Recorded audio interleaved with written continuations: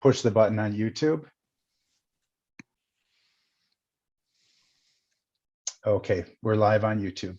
Thank you. Meeting's yours, Madam Chair. Thank you very much. Good evening, ladies and gentlemen. My name is Josephine Spencer. I would like to welcome you to the White Lake Township Zoning Board of Appeals. This board is a quasi-judicial board, which consists of 5 members. In order for your variance to be granted, you must receive a majority vote from the full board. In order for this board to grant a variance, you must prove a practical difficulty exists. Unfortunately, personal circumstances or financial hardships cannot be considered by this board. If your variance is granted, you have 6 months to obtain the required permits, or your variance will expire and you must reappear before this board. If your variance is denied, you have the right to appeal this decision. By state statute, you must appeal to the circuit court and have 30 days to file an appeal. There is no other township board that can overrule this decision.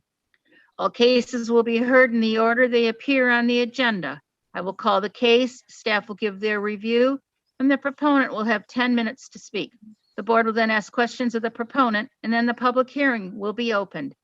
Each member of the public who wishes to speak will have 3 minutes to do so. We ask that you please state your name and address for the record. After the public hearing is closed, the proponent will have 5 minutes to address any questions or concerns. It will then be brought back to the board for a consideration, a motion, and a roll call vote. And with that, Hannah, may we have a board roll call, please? You may. Spencer, Present in White Lake Township. Walls, Present, White Lake Township. DeHart, Here, White Lake Township. Shellac, Present, White Lake Township. and Powell. Here, White Lake Township. Thank you. Please stand for the Pledge of Allegiance. I pledge allegiance to the flag of the United States of America and to the republic for which it stands, one one nation, nation, under under God, God, indivisible, with liberty and justice for all. Thank you. May we have a motion to approve our agenda if there are no changes? I'll make So a motion. moved. Thank you, Dave. May we have a support? I'll support it. Thank you. All in favor? Aye. Aye. We have the minutes before us of March 25th, 2021. Do we have a motion for approval? I'll make a motion. And is there a support? I will support. Thank you.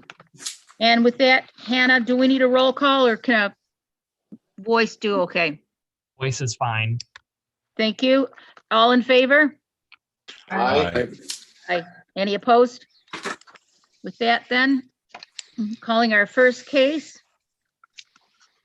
Case number is, the case is for James Kovac. The location is 3700 Jackson Boulevard, also identified as 1207-158-013. The applicant requests to construct a house requiring a variance from Article 3.1.5.e R1C, single-family residential front yard setback. For the record, 26 owners within 300 feet were notified of the proposed variance request. No letters received in favor, no letters received in opposition, no letters returned by United States Mail.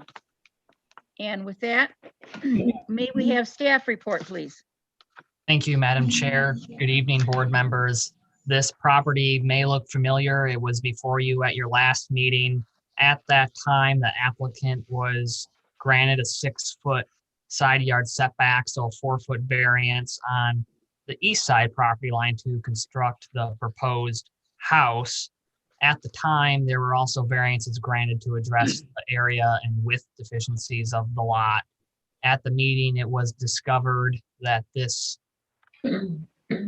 I'll call it for lack of a better term, extension of Jackson Boulevard is public right of way. So this 20-foot wide easement, this gravel, what appears to be a driveway, actually makes this portion of the house subject to a front yard setback. And in the R1C zoning district, there's a minimum 35-foot front yard setback. The corner of this garage would be 13 feet from this right of way, so they're seeking a 22-foot variance. At the last meeting, you conditioned their previous approval on taking effect at the time of a potential future variance that may be granted for a front yard setback. So this would kind of wrap this case up. We're only considering the front yard setback tonight. If you have any questions, I'd be glad to answer it. Thank you. Are there any questions of staff?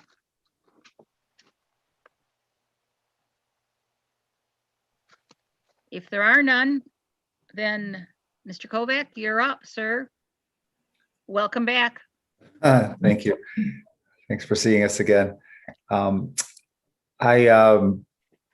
resubmitted from the architect the drawings that showed a clearer view of the overhang, because I know there was some questions on that. And I believe that's all I have. Yeah, I can show those, Jim, just real quick. The Okay. applicant did update their architectural plans as was requested. So you can see that they more clearly identified that it was a 12-inch overhang. The one thing that our building official did request that we haven't received yet, so it'll be a condition of getting a building permit if they get approved tonight, that they have to have their plot plan updated with the redesigned structure. So it needs to, the plot plan will need to show where the overhangs are. So on our- the, yeah, on the plot plan too. on the plot plan. Okay, I was confused on things. I have never. Yeah, I wasn't aware that was something that would be on a plot plan. So Yeah. I can get that.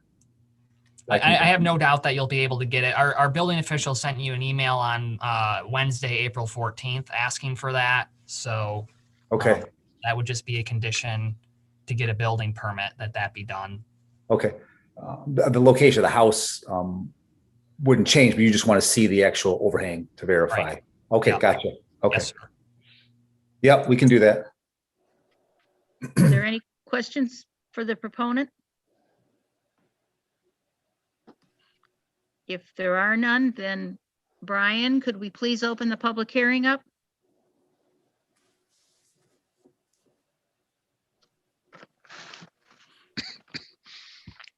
No callers at the moment.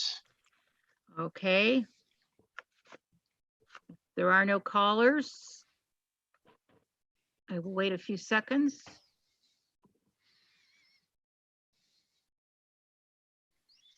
Still no callers. Okay, and that was 15 seconds. So I will close the public hearing and bring it back to the board for additional discussion, questions, comments, or a motion. I'll remind the board that Article 7, Section 37 of the ordinance lists the standards that the Zoning Board of Appeals needs to consider when reviewing a variance request. All of the standards need to be met in order to grant a variance. Based on previous training, I suggest that we go through each standard and determine if it is or is not met and why. So I can read through the standards and we can address them one by one, Madam Chair, if that's a direction you want to take. That would be perfect. Once we have a motion and a support, then if you want to take it forward, I'd appreciate it, sir. It may be helpful to go through these before making a motion. That's fine too. Why don't you let one of us try our hand at a motion that includes those items in it instead? I would love to give a shot at it. Go for it, Nicholas. Yep. And I do want to double check, Justin, you mentioned please give me the wording again on the extra condition, not just the, what needs to be provided? That the plot plan be updated to show the roof overhang, Updated and presented to the building official prior to issuance of a building permit. building official Yes. prior to issuance. Okay. I will make a motion. Wow, it was so much easier though when all the papers were right in front of us sliding around and not online. So I probably should be doing this a little different. Okay, there we go. So I move to approve the variance requested by James, and please help me again, Kovac or Kovac? I want to pronounce it right for you. Kovac. Kovac, thank you. By James Kovac from Article 3.1.5.e of the zoning ordinance for parcel number 12-07-158-013, identified as 3700 Jackson Boulevard, in order to construct a new house that would encroach 22 feet into the required west front yard setback. This approval will have the following conditions. The applicant will have the plat plan will be updated and presented to the building official prior to the issuance of building permits. Second, the applicant shall obtain all necessary permits from the White Lake Township Building Department. And now I will just pause and say, would I put into the motion my reasons? I really, based on our training, this doesn't need to be in the motion. And this is just kind of a learning curve. What the attorney had suggested was that we go through the criteria, say how they are or not met, and then you don't need that in the motion because it's already been stated on the record. All right, then I'll support the motion, and then under discussion, we can cover the criteria. I think that would be good. So we have a motion and a support, and then Justin, you'll walk us through the standards, please? Sure. So standard 1 in the ordinance is practical difficulty. A practical difficulty must exist on the subject site. That such practical difficulty, it says strict compliance with the standards would unreasonably prevent the owner from using the subject site for a permitted purpose or render conformity unnecessarily burdensome. So on that, I believe that the fact that there is an easement on the property and we're dealing with 2 front yard setbacks is showing me the practical difficulty. As well as the extreme narrowness or lack of depth of the lot that would prevent a home of any size to be built on this parcel. I agree on that too, Mike. Thank you. I do as well. Standard number 2 is unique situation.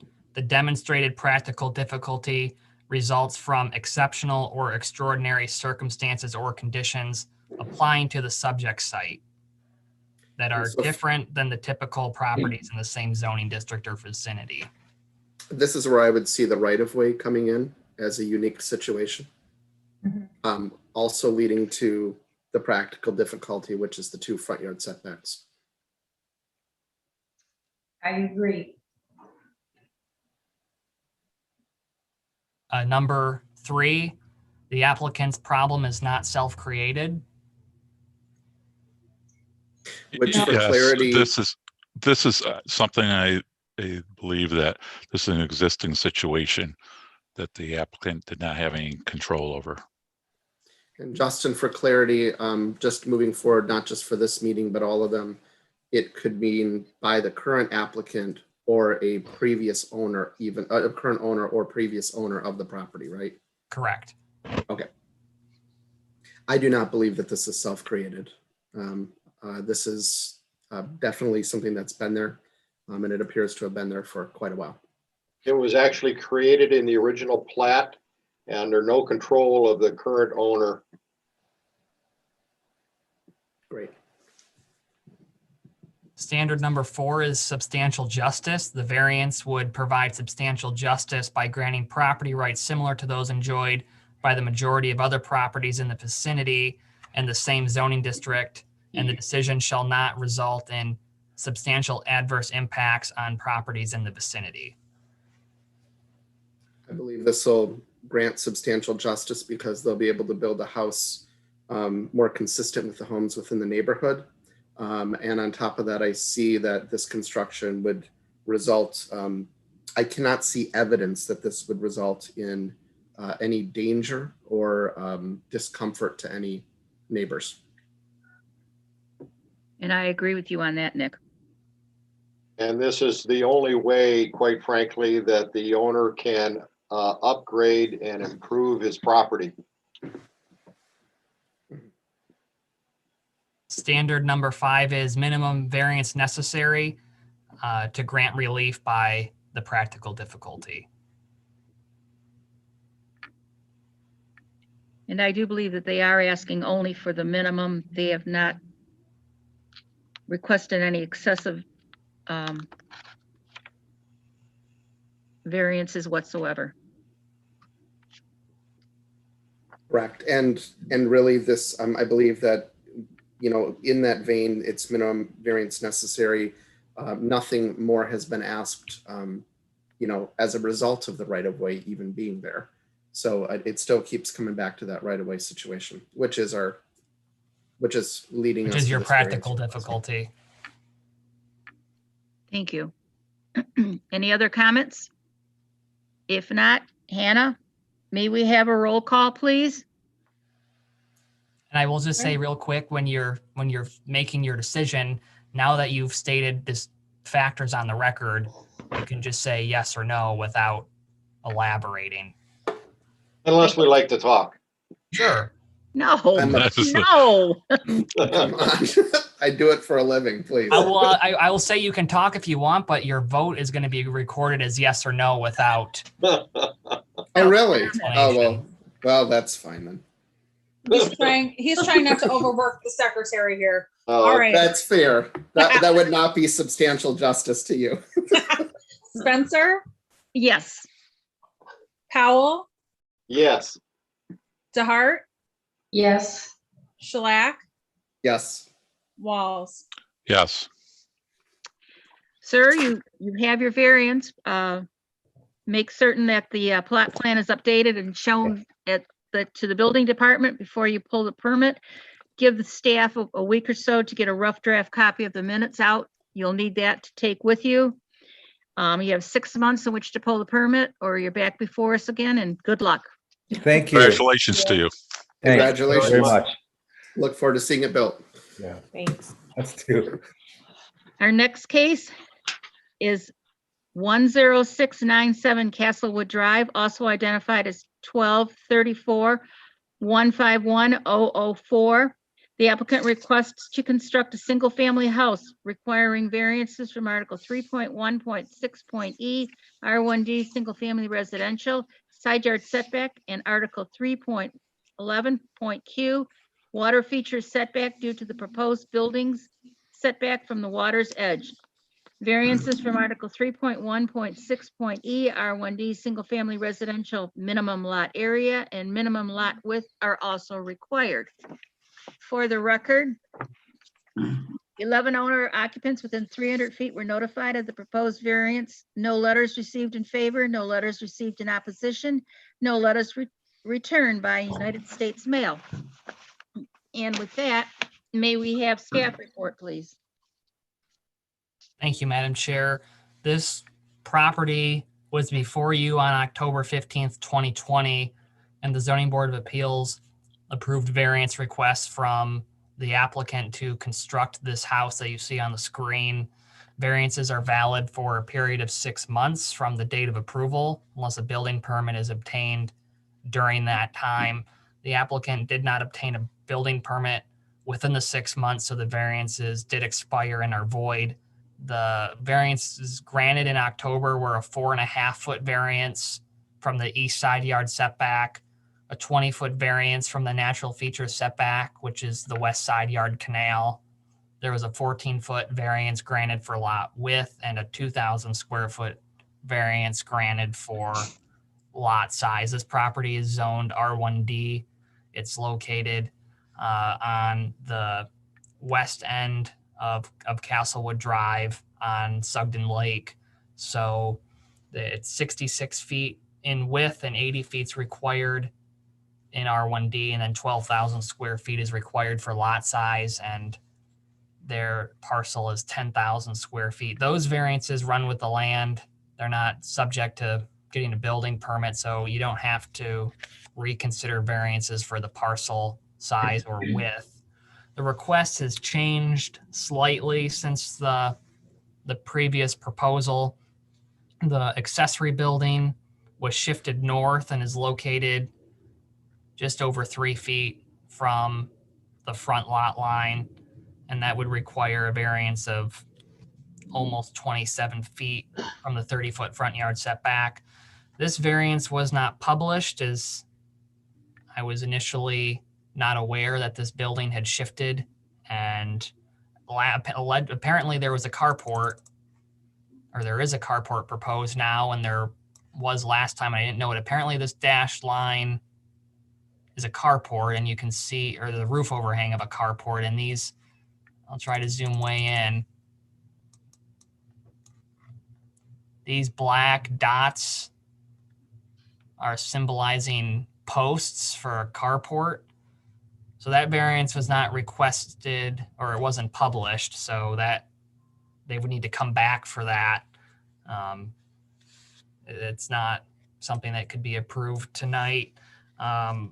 With the house, the roof overhang, the revised plan shows that the house roof overhang is located 5 feet from the east side lot line and just over 6.5 feet from the Sugden Lake Canal. The wall of this house is located 7 feet, or just over 7 feet from the side lot line. So they're requesting a 3-foot variance on the east side. So that is a slight reduction in variance from the previous proposal. So that is a minor improvement on this side. The setback on the west has remained the same. It's still 5 feet. So they're requesting a 20-foot variance. That 5 feet being measured from the steps of this deck. There is a 25-foot natural feature setback from Sugden Lake. The garage, if they come back, they're going to have to request a variance from the Sugden Lake Canal setback because it's 23 feet and not 25, and then they'd need a variance from the front lot line for the canal. So tonight, the only 2 variances being considered are the side yard setback on the east side, a 3-foot variance for a 7-foot side yard setback, and then the west side yard setback of 5 feet, so a 20-foot variance from the natural feature setback. There was, since the previous meeting, a geotechnical report that there was a soils investigation. So that's new information that you didn't have before. If you have any questions, I'd be glad to answer them. Thank you. Madam Chair, Go ahead. Nicholas, go ahead. Yeah, I have, Madam Chair, about like maybe 4 or 5 questions for our staff planner. So Sure. I just want to run through them.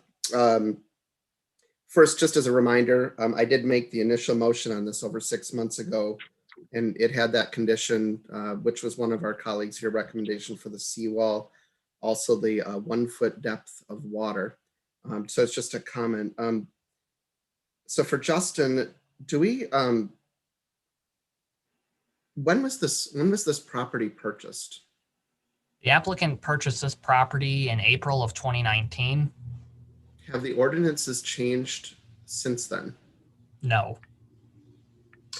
Do we have a history of when or if this lot was split? So according to our assessing department, this is what they call an original parcel, which means that in the 1970s, when the current parcel ID numbering system came into place, it was in existence. So, and based on some ownership history of the parcel, it appears to be existence in this configuration since probably the 1960s. Okay, and then next thing, and I know I was like being a little bit persnickety about if it's back in October, is it an inlet or a channel? And we were kind of joking a little about that, but just reading the soils investigation, and also I just recalled, I went back and looked, and it was on the proposal from the applicant that was dated 8/26 of 2020 that, it's a channel and not part of the lake. I don't know how much of a bearing this is going to have on the decision, but I'm just trying to get a sense. Do we mean, was this fill or was this there? There was fill brought into this property at some point, and let me show my screen real quick. Just looking at some aerial photo history, and let's see if I can minimize you guys so I can get to it.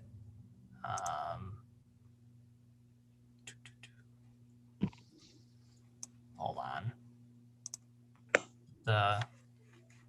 The Zoom box is like right over. Oh, I can move it. So going back to a 1963 aerial, you can see that there was a structure on this parcel, and the western portion was not quite as solid, or containing as solid land as there is now. This is 1974. You can see some trees were removed, and you can really see the water was occupying more of this parcel. And in 1980, now it's, something happened between 1974 and 1980. And then you can see the structure that's there. When you look at the 2005 aerial photo, there's the structure. And then in 2006, there it is. And then in 2008, it's gone. So the structure was demolished in 2006. So clearly there has been a history of the water being more into this property than it is now. Yes, this property was filled at some point. Okay. And I wouldn't be surprised if other properties in the vicinity had fill as well. Sure. I guess my last question, when I was reading on the soil investigation report,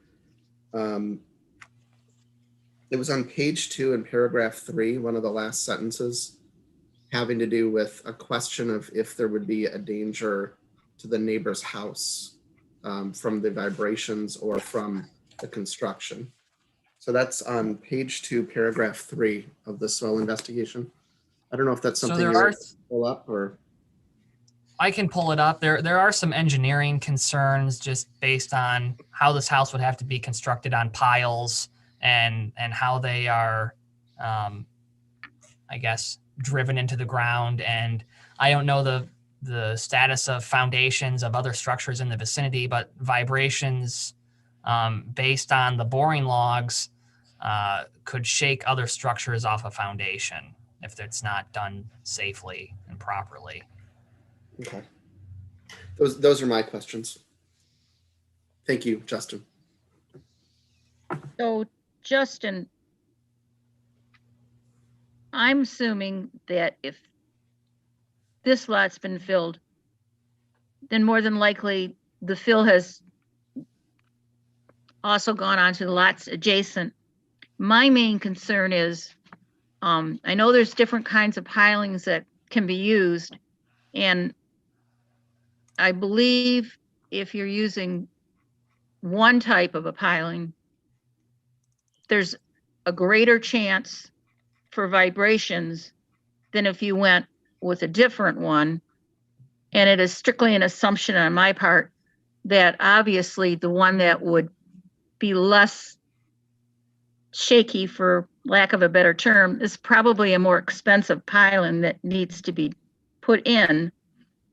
But my real concern is if we allow this to go forward, and in doing so, it shakes the other houses off of its foundation, how can we know that that's not going to happen at this point in time? I mean, can just any engineer say, oh, it's okay? Or would we be better off to say, you need a specifically designed engineer to make sure that you're on site and you're taking this from step A to B all the way through to make sure that we want to protect the surrounding area as well as help the proponent. But we also have to remember the safety and welfare of residents in the area. And I know there are a plethora of different types of engineers. How would we handle something like that? That's a curious question of mine. Oh, Mike, I see your hands up. Maybe Justin, you're Yes, on hold for now. and Justin can chime in if he desires, but I think we are on extremely thin ground here when we as a ZBA starts trying to divide up how to engineer, how to build a project. What minutia are you going to put in a motion or to deliberate on as to what impact you're going to have, how far away is that impact going to be, what engineer you're going to hire? None of that, quite frankly, is germane to the issues before us. We're specifically dealing with the zoning ordinance, not the building official, not the building code, not the engineering code, not the foundations. The interesting part of the soil boring report, which is not at all unusual around lakes, developers come in and lakes end up with a marsh all the way around them. Builders come in and push sand over top of that marsh in order to create what looks like a building site. I'm going to say the vast majority of home sites in Oakland County on a lake have piles, some form of piles under them. I know the community I represent, the village of Wolverine Lake, most of the homes have to be on piles that are on the lakes. Same thing here. The soil borings around this lake would show that these home sites were probably filled and pushed in and made the lake smaller by filling in what used to be swamp around this roadway around Castlewood. That's why septic fields and things like that don't perk very well on lakefront lots. I really question our ability and to analyze this from an engineering standpoint. I think we ought to stick with the zoning ordinance provisions that we are bound to, and take into account those items that we have jurisdiction over and not worry about the construction technique. Once we start doing that, let's say we say something and it ends up being wrong. If I were as a smart attorney, I'd come back and say, they gave engineering advice and we don't want to do that for any applicant. No, and I agree 100% with you, Mike. The only reason I brought it up is because in the many, many years that I've served on this board, this is the very first soil analysis that has been this much information for us that led to my confusion, which is why I was asking Justin, how do I know? I don't, and I thank you for that. I mean, I've never seen a report like this in the many years of his service with this community. Yeah, that report I see every day. If I was the homeowner here, I would absolutely go with what's called helical piles, which was mentioned in the report. They are spun in on a disc, and there's very little vibration, and you can control the amount of weight that they can carry. So they're a very modern type pile versus the old telephone poles that were pounded down into the ground, and you vibrated everything for acres. And so the report wasn't at all unusual to me. And I know James is an architect or a designer, and the homeowner here is going to realize that no matter how many piles are put down, if they don't structurally support the slabs are going to continue to settle. And I'm getting in engineering, and again, that is an issue that the homeowner and his professionals have to undertake. And quite frankly, if they disturb an adjacent home, the two attorneys are going to have at it. And I don't want this board in the middle of any attorney fight between neighbors. So it is interesting, though, and you guys pointed out some excellent points. Nick and Joe, you pointed out that this lot was in fact a fill site. and it has, and the DEQ or the Eagle, the state is always concerned because you get a homeowner there and slowly but surely the wetlands disappear and the lakefront gets pushed out and fill gets added in. That's again another issue, but you guys were very astute in noting that this lot is a fill site. And where it's germane is our distance from the subaqueous area. And that is a zoning ordinance issue. We can only go with what's there now. We can't go, in my opinion, we can't go back 50 years and say, oh, but the water's edge was 20 feet different than it is today. I'm not sure we'd want to go back that far. I don't know. Justin, do you have any suggestion? Yeah, I don't know if I would look at I think the aerial photos are just providing background. And I would concur a lot with what Mr. Powell said, but I will say that the vibration concerns are legit, for lack of a better professional word. And one of the standards that are in the zoning ordinance for granting a variance are that the decision will not result in substantial adverse impacts on adjacent properties in the vicinity. So while we're not engineers, I think that the concern is legitimate and it should be discussed without giving engineering direction. They're going to have a lot of geotechnical work done on this, and it's going to be expensive, and the pilings are going to be expensive, and they're going to have people probably out on site doing testing and monitoring the pile installation. It's, I know Mike said that a lot of the houses around lakes are built on piles. There's not a lot of houses in this township that are built on piles. They're not this close to the water. The last building that was built on piles was Spraders. So that was, the most recent one. But it's not like we have every fifth building permit that comes through here for a new house with piles. It's more of a rarity than a commonality.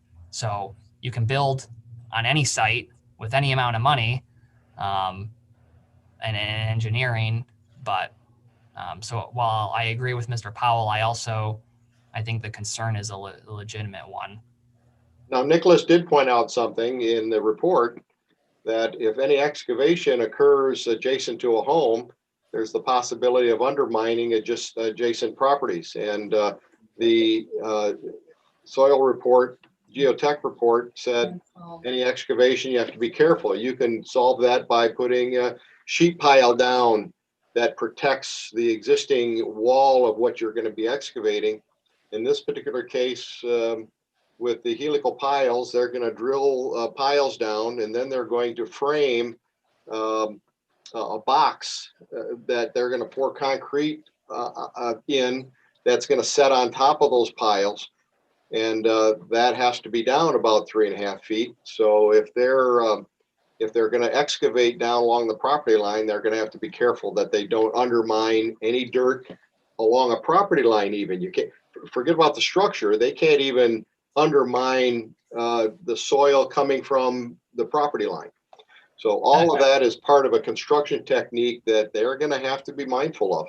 Right. And they're going to have to be mindful of too, and again, this is getting into the engineering but it's something that was provided to consider, the helical piles based on the report could buckle in very soft soils, that were found in the boring. So they're going to have to use a larger shaft diameter to minimize buckling concerns if they use helical piles. So while helical piles are probably better than timber pile, it's just, there's no good way to do this.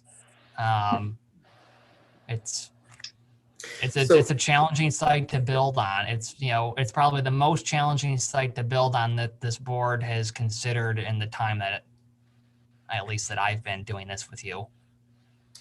So my question, I'm sorry, Madam Chair, I don't know if somebody else had their hand up first. Go ahead, Nick. No. Okay. It goes back to my first question. The history was helpful, and the question for the history was really just getting a sense of the property itself, the soil, etc. My first question is, this lot was purchased in 2019. And the zoning ordinances have not changed for this property since then, correct? In terms of development standards for a single family lot in R1D, no. That's what I meant. Yes, thank you. Okay. Debbie? Well, I have a question. And maybe it would be helpful. I'd like to see the survey of the whole area, and that just an on-property gateway, it did show that the road stops at the parcel to the east of this. So that road is actually on, because I had a survey of the 71 acres. That road is actually, and that's not showing it because it's not a survey, but that road is actually on that 71 acres. Castlewood is. And I wish I could. Did you see the marker, Debbie, as well, when you were looking at the road? It was right there in the middle of the road, behind that other garage. I actually have a picture of it. And I keeping- have the survey of that 71 acres, and I walked the entire 71 acres the other day and then walked to the end of Castlewood. So what happens when, obviously, and I don't have any easements or right-of-ways recorded. I didn't pull title work on that 71 acres, but I did have the survey in my hand, which I've given to someone. What happens if you have to extend? Obviously, you're gonna have to extend that road, because it wouldn't just be a driveway. Right, they're going to have to make their site accessible, and then just keep in mind that when you have the aerial photo on with property gateway, it's somewhat shifted from the property lines. So Right. You're right. It's kind of a little deceiving when you see it here. Some things are kind of shifted with the aerial photo on. And I so mean, I took, go ahead, my Debbie. concern is, do you need to get permission from the person who owns the 71 acres to create a road across the property? And also, for safety and security, it would have to be up to some sort of county specs to bring in a fire truck or an ambulance, I would think. Right, so they're going to have to get a driveway permit from the road commission for Oakland County, and they may require them to construct the unfinished part of the road through here, or for some of this anyway. I don't know what the road commission require, but there is some right of way here in front of their parcel that they're accessing Castlewood off of. So that's really a road commission requirement that would have to be determined by that entity. Justin, are you able to, wondering if I can actually pull it off? You know what? Yeah, in 1 second here, I can quickly pull up these photos if it helps. Because While you're doing that, remember that the modern road design would require a large cul-de-sac or a big T-turn around at the end of this roadway, even on a temporary basis. This road doesn't even come close to meeting the current requirements. So Debbie, you are so wise in what you're saying here, because it was going to lead into a question I have for Justin as well. And it's not on the agenda tonight, so I want to be careful, but I believe that we need to give guidance to the applicant for our feelings about a front yard setback like that. And if this were a dead end road with nobody ever going to go past it again, and quite frankly, they could apply for a vacation of a roadway and extend that into their yard, et cetera, et cetera. But I'm going to have a personal problem granting a front yard setback for a road that could be extended to serve 70 acres. Right, that property is probably going to be developed at some point. There's going to be some type of residence on there. Is it 5? Is it some type of, cluster option that there's 25, houses back there, and it's going to be potentially served from an extension of Castlewood. So potentially. Brian or Justin, are we able to have Brian just share my screen for a second? And I can just show the pictures of. I think Brian can enable you to share your screen. You trying should to have do the anything. ability. Down at the bottom of your Zoom window is a Yep, share screen share button. screen. Yep, If and you now I click need to that- try to go to the first photo, which would be this one, and you see it in the road for sure. Yep. And then let me go to, let me try doing this. Sorry, I have to unshare so I can try to get it pulled up correctly. And now I'll share this one, and this just gives a wider view of it, of where it's located. And you can kind of see it down in the bottom center there. And not only, I mean, so it's there, but then you've got the neighboring, looks like garage to the left, or, you know, straight ahead. So that's the end of the current road. I'll just back off this now.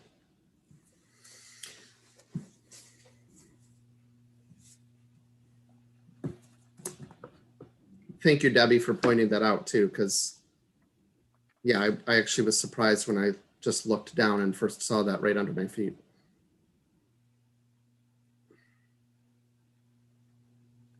So I wonder if we should get back to the issues before us, but my question to Justin before we open up to the applicant is, I would feel that we didn't do the applicant justice if we didn't at least talk about our concern about the front yard setback that appears on the drawing, even though it's not been advertised. Correct. I think that you would be safe to discuss the potential merits of a variance like that without coming out and giving indication of how you may or may not vote on such a request. Yes, I would certainly hate for them to come back and be blindsided next month.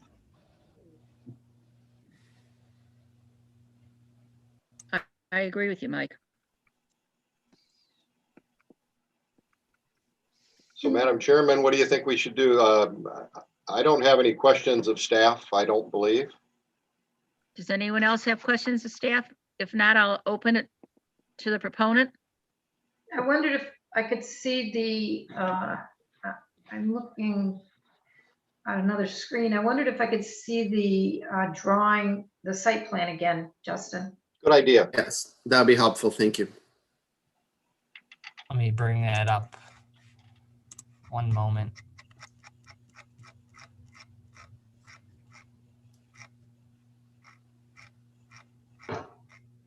You're right. Sometimes it's not easy to maneuver through an 85-page packet and try to get stuff on screen. So here we go.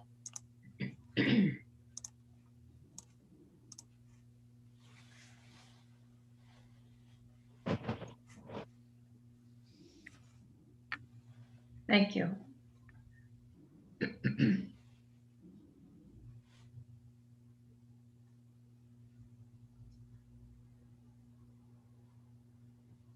So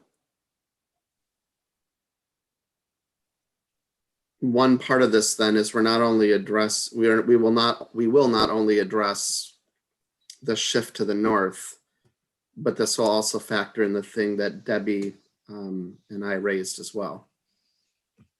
Right. So Or As Mr. could Powell- potentially, yeah. as what Mr. Powell had indicated was maybe you would give some direction on Yes. where such a request like this may go. You don't want anyone to waste their time on such a request if there's no merit to it. What you're considering tonight are the side yard setbacks. So on this side, it's a 3-foot variance, and on this side, allowing 7 feet. And on this side, it's a 20-foot variance from the water feature setback or the natural feature setback for a 5-foot setback for the. So just And as that's a point for of the deck. order, that's something we would do after the applicant presents. Is that correct? Correct. After the I public was hearing. saying- And Right, thank after you. the pub- After the, yes, I'm thank you. those are the 2 requests tonight.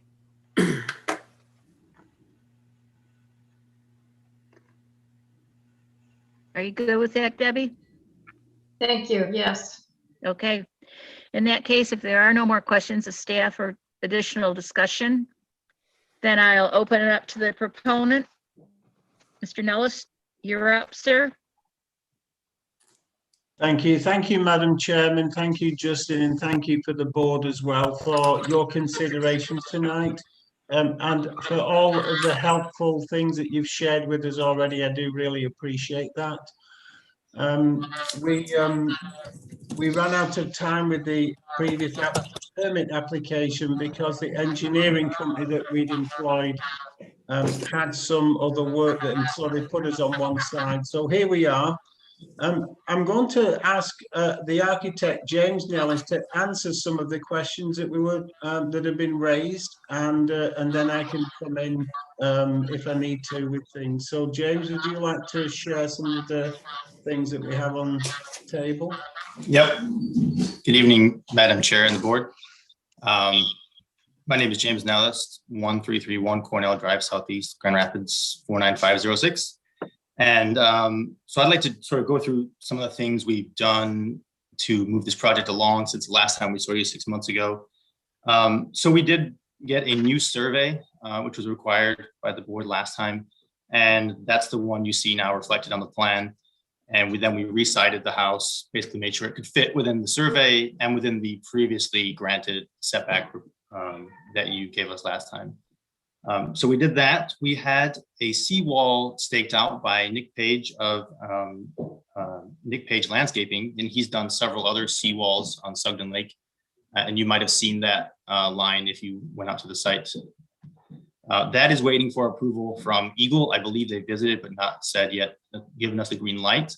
But that would be the first thing we have to put in. From there, we based sort of the 5 foot minimum overhang of the roof from the seawall, and then obviously from the neighbor's house on the east side. We had the boring report, obviously that's been discussed, and we do have an engineer lined up. It's Tom Mickus from Lopez Engineering. Now, Lopez Engineering actually designed the helical piles for the neighbor's house to the east, several deep foundation piles there, and I can confirm they were helical. And in discussions with Tom at Lopez Engineering, we will also be doing helical piles, so they're screwed in, minimum vibration, as discussed.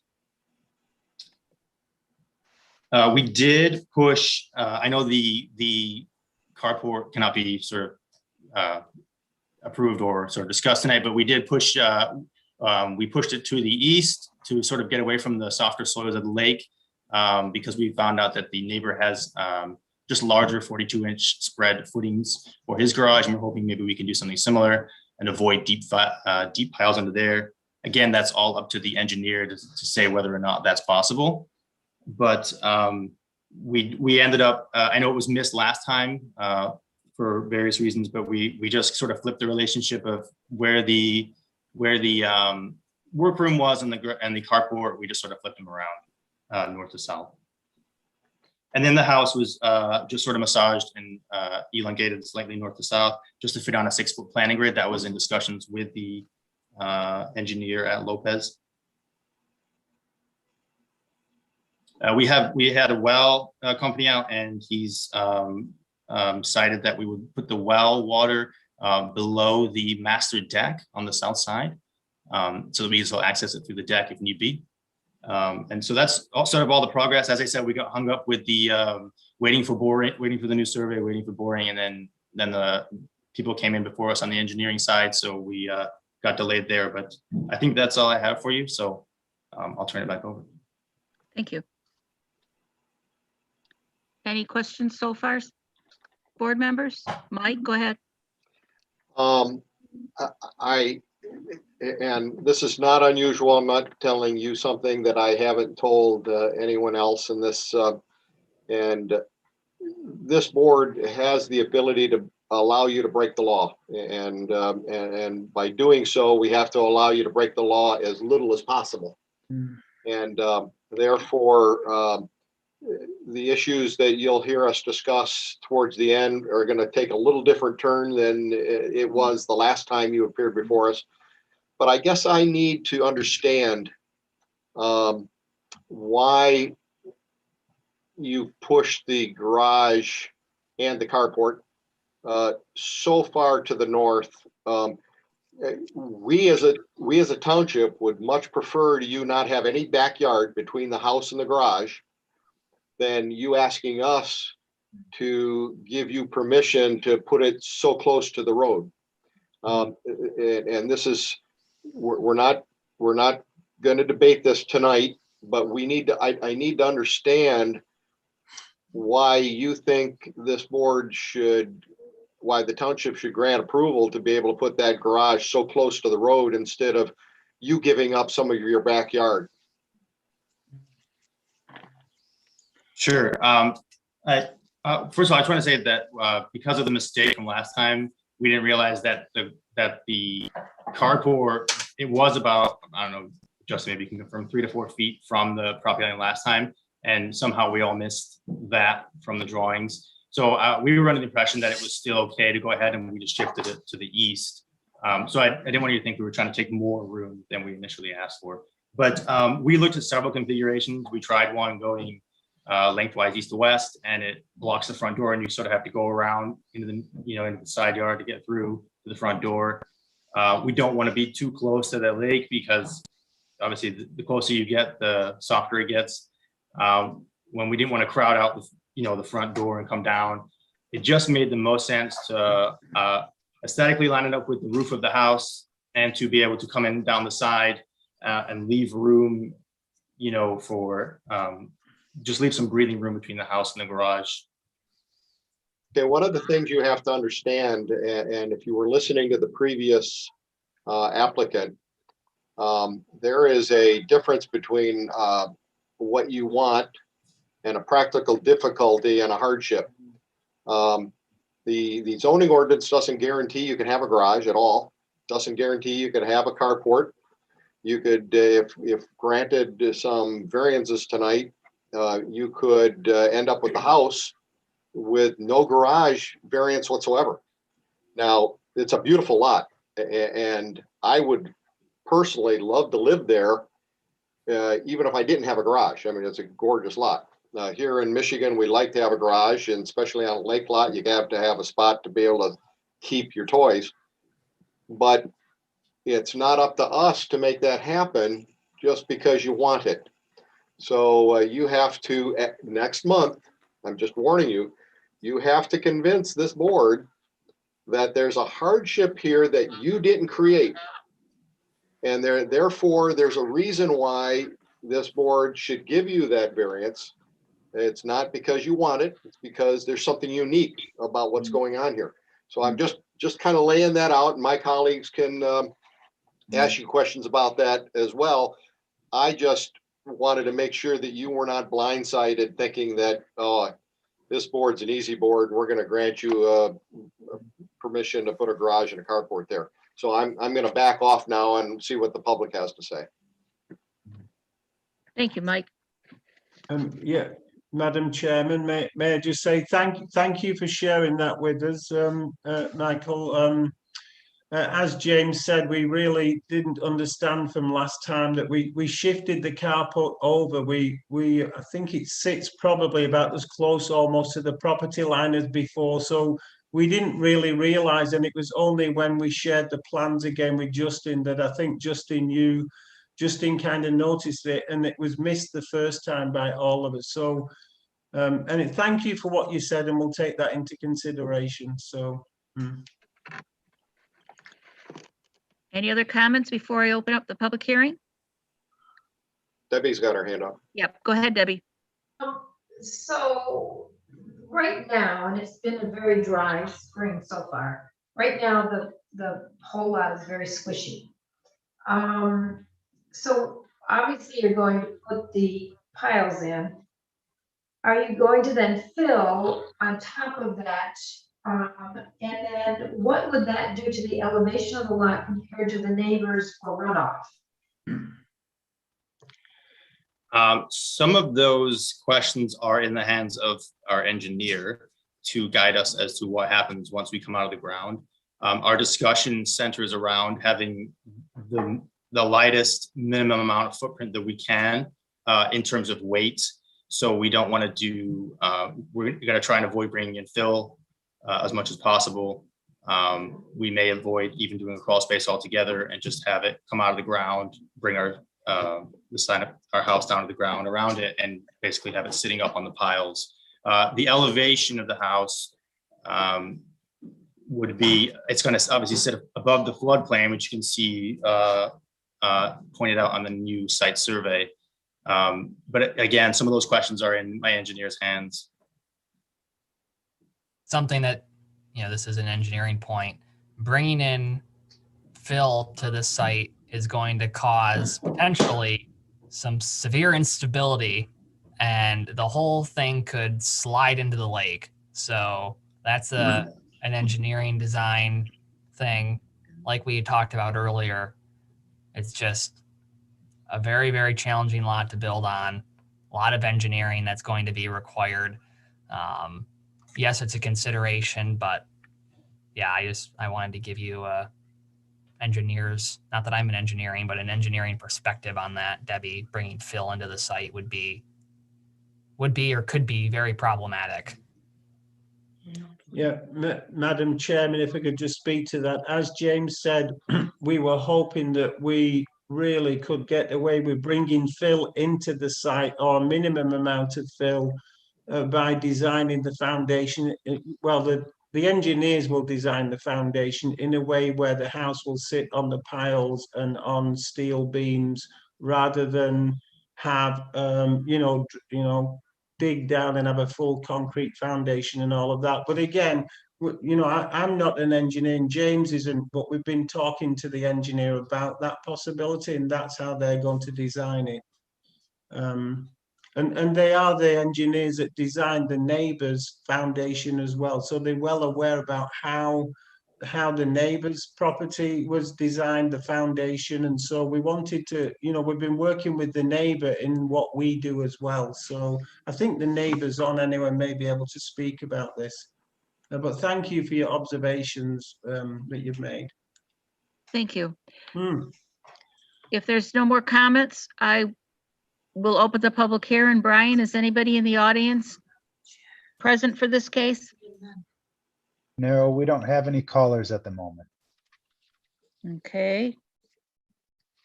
I'll give them a few seconds just in case they're just starting to call in.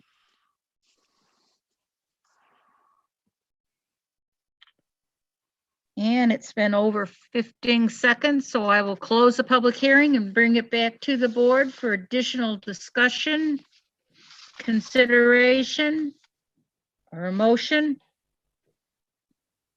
I'm gonna, I know we want to go through the 5 points, I believe, again. Yes, we do.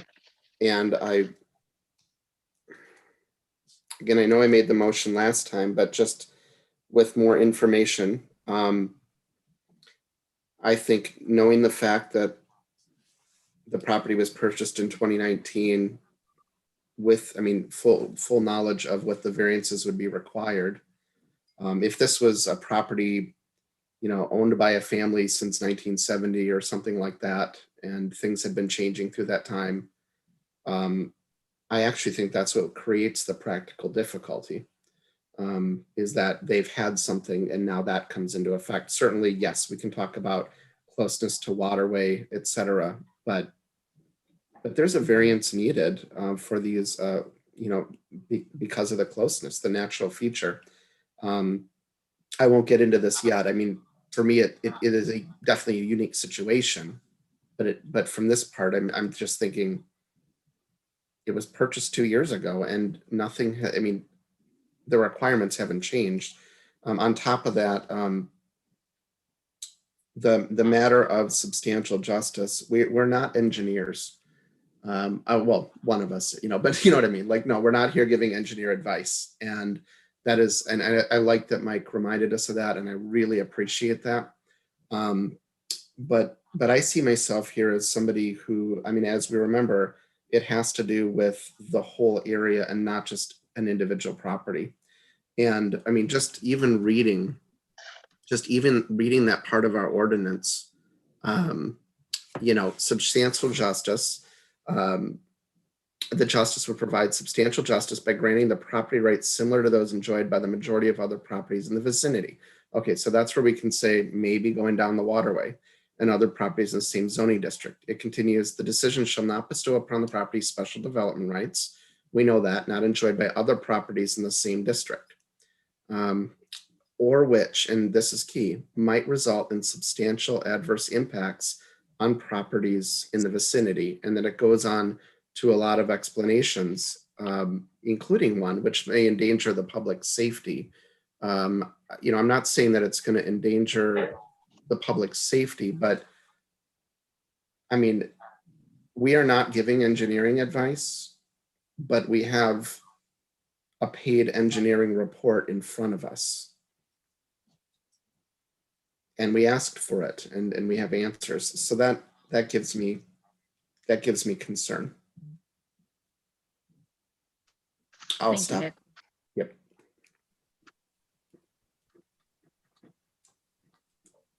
Any other thoughts before a motion? Madam Chair. Mike? And appreciate that, Nick. I guess I can't help but look at it from an engineering perspective, and Certainly. every single house that the building department issues a permit on, they have to look at it and see how the construction of that house is going to impact the adjacent neighbors, and the building official then asks for those guarantees, asks for those reports. If they believe a special engineer is needed, they have to ask for that.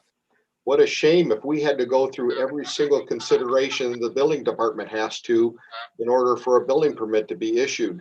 When we give a variance on a side yard setback for a basement to be 5 feet off of a property line and it's up on a bluff, there's not foundation issues, but there certainly is excavation issues, and we've never yet said you have to put a sheet pile in order to protect the home next door before you can build a basement.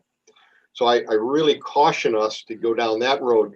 With that being said, I read it a little bit differently, Nick, in that this is a platted lot.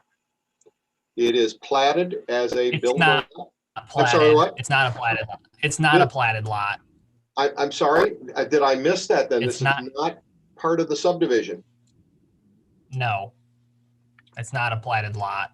I apologize. So this lot was created back in the 70s, correct? To our knowledge, it was in existence in the 60s or 70s. Yeah.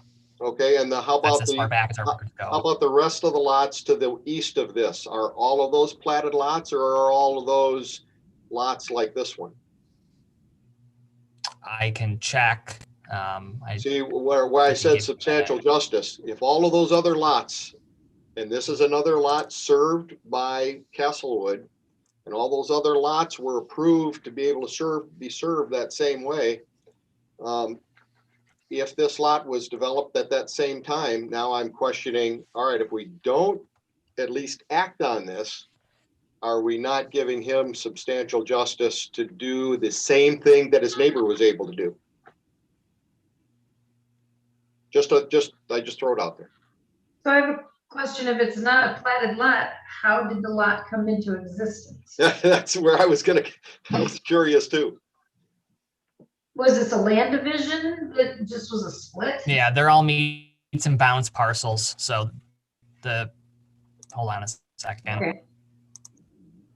You're breaking in and out a little bit, Justin. Could you please repeat that? Can you hear me? I can now. Yeah. Can you hear It could be me. So these lots here are not a part of the subdivision. Oh, These are meets and bounds parcels. They're not platted lots. Yeah.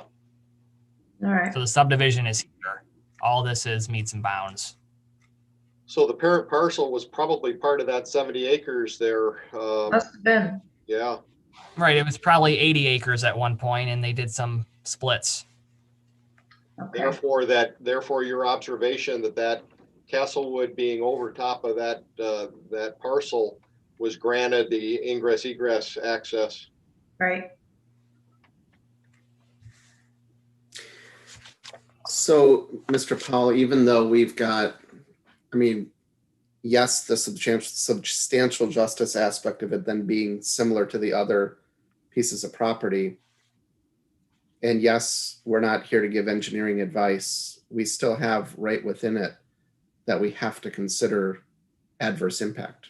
I think, and Justin might be much better attuned at this than I am. I believe the substantial justice is if the rest of the properties were given a 5-foot variance in order to build, then it's substantially, we should consider this lot in the same category as that. Not, oh, I'm sorry, the house next door didn't need piles, this one does, and therefore we're not going to grant a variance because it's not the same. It's more in the germane of our ordinance. If we do something that damages the market value of the homes on the same street or next door, like approve a geodetic dome or something like that on this parcel that's going to impact the property rights, that's a little different than saying, I'm sorry, because you have piles, I'm not going to let you, I don't agree. We have an engineering report that expressed concern. I mean, yeah. You wouldn't believe how many engineering reports express concerns.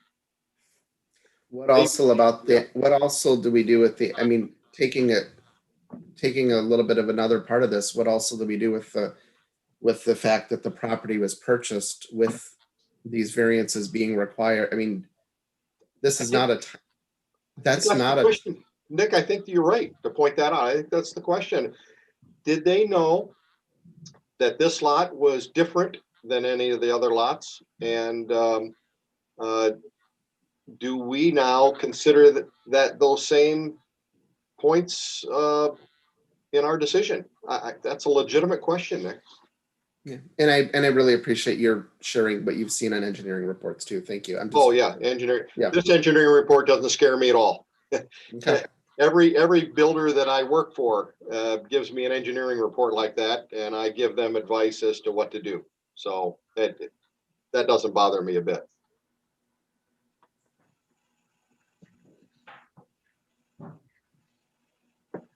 If we didn't ask for it, Nick, the building department sure would have, because they need to know what's involved when they approve drawings. We're not talking about a tiny setback either. I mean, Agreed. I'm not going to sit here and use my accounting degree, but I mean, it's a pretty big portion. While we're talking about it, I'm just curious, Justin, if they hadn't have delayed, this home would have been built. They'd be getting a building permit and they'd be building this home. In your opinion, and this is more of a legal issue, but in your opinion, did our variances that we gave last time germane this time? So what the attorney would tell you is that there's newly discovered evidence, that there's changed circumstances. So it is not the same case that you saw last time. So those variances are void. So you could theoretically pretend like you've never seen this before. Yep. Our chairwoman opens every meeting by or not every meeting, but you know, when we grant the variances, I'm sorry, you remind people, No do present. this within 6 months or you'll be back 6 months. before us. Yep. Absolutely, guys. So what's our pleasure? I think Debbie's got the answer. Oh. She walked enough of the property to earn the answer. Yeah, Debbie's been all over the place. She's like a nomad walking that part of the township. You know, the funny thing is I on my other screen, I'm looking at the, I don't know what I'm looking at actually, but I'm looking at the lake and I'm looking at the lots and I see that 23-foot strip and now everything makes sense. Yeah. It does. I understand how this came about. I understand why that 23-foot strip was left. So it's all making sense. Not that that has any bearing on this, but it's interesting. Let me I put go it ahead. this way as well, guys. Every time that somebody comes in and asks us for a variance, they bought it. They bought that lot. They bought that house, knowing what it is. How dare them come before us and ask for something that the zoning ordinance doesn't allow?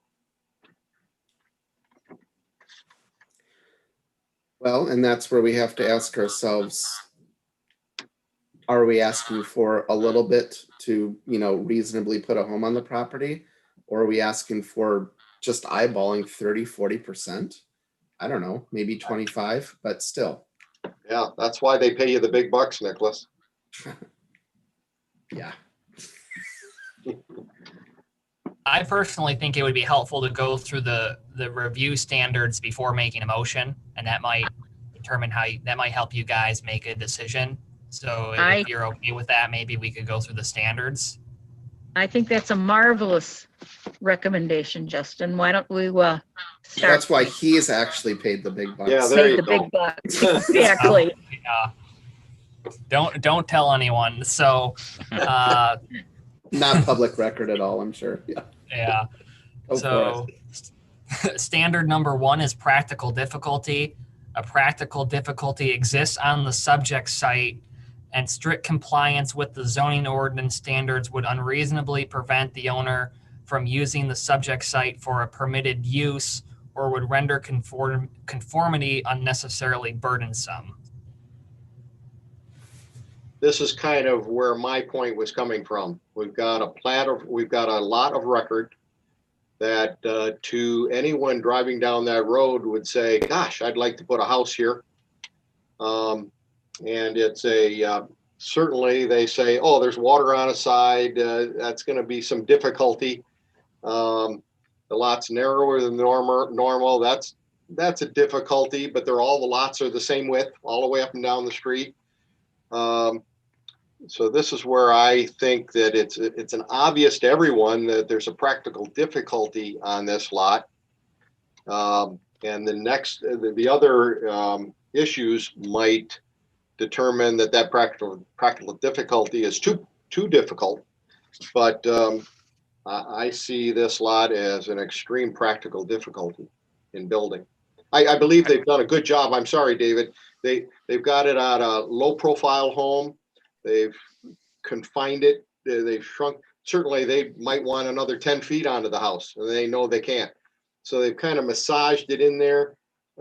They've done what they could to reduce the practical difficulty, but I see that, and that would be my position on this one.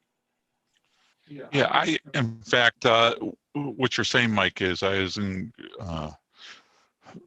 echo that to the point of I have not heard any type of resistance at all from the proponent about anything that they're interested in taking shortcuts with this particular property. I feel that they're doing the appropriate due diligence from all the reports and analysis. And I think that, it's a very unique situation. And with that, it's not up to us to engineer the site. They have professionals. That's up to the building department to take that under their realm and their jurisdiction. We're here to review the setback requirements, and at this juncture, I think that it's not self-created, and even though there's some new information that's been brought to light here, I think that it's still up to us to within the realm of our responsibility in the building department, allow them to complete their desire within this application.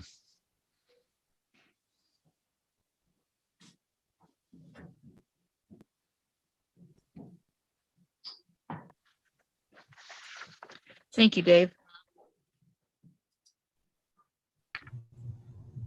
Standard number 2, unique situation. The demonstrated practical difficulty results from exceptional or extraordinary circumstances or conditions applying to the subject site at the time the ordinance was adopted or amended, which are different than typical properties in the same zoning district or vicinity. So when were they adopted or amended? The R1D development standards for single family have been the same since the 1970s or 80s. Let me interject here just a little bit because if this project, if this road and these splits were applied for today, I don't believe the township would approve them. So back when they were split, unless a major error was made, of course, back when they were split, obviously the township approved it. And so. Well, let me hold on a second. Okay, yeah. Prior to 1997, it was like the Wild West with land divisions. So prior to 1997, people could split property without township approval. So was that a change in the zoning ordinance? That was a change in the State Land Division Act. Okay, that wasn't self-created though, right? Right. I'm just saying that prior to 1997, someone could have split these without the township approving it. That's very interesting. And so if somebody owned it before 1997, you said 97? Correct. And they still owned it this entire time, is that not a different situation than purchasing it recently?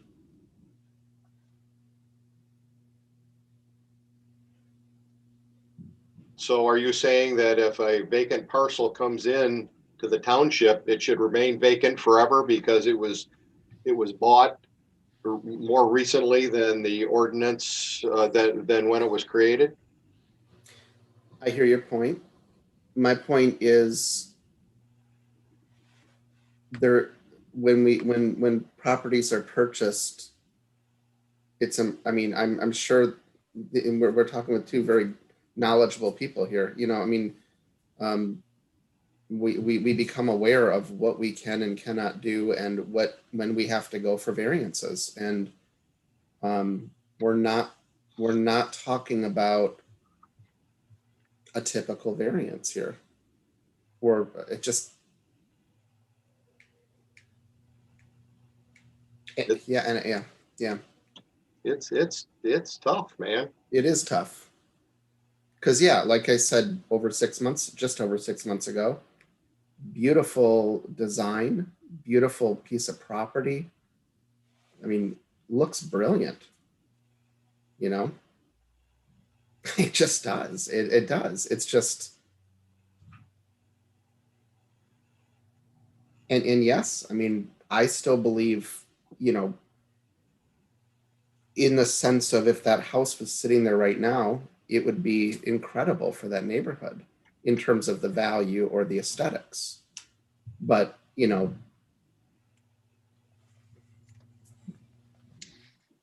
it would be purchased with full knowledge that a massive variance is needed.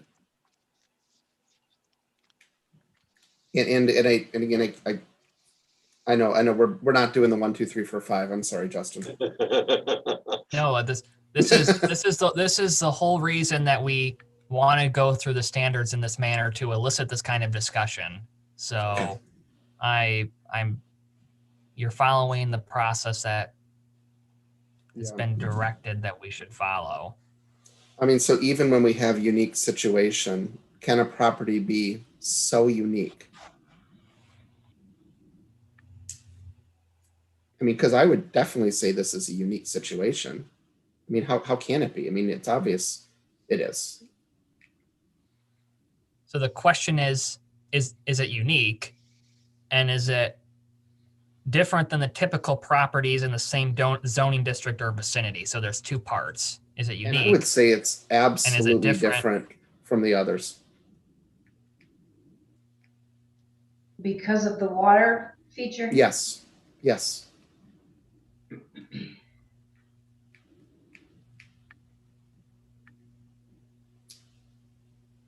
So standard number 3, the applicant's problem is not self-created.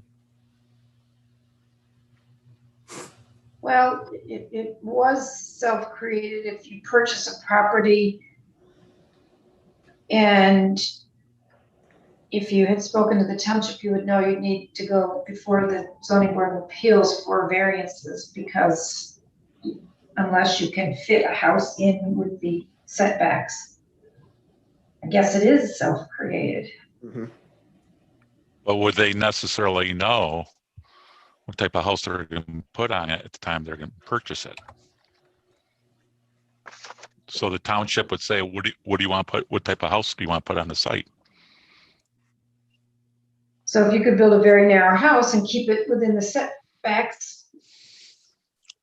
All right, so this is a 66-foot wide lot. So when you apply the 25-foot water feature setback on the west and a 10-foot side yard setback on the east, they could build a 31-foot wide house.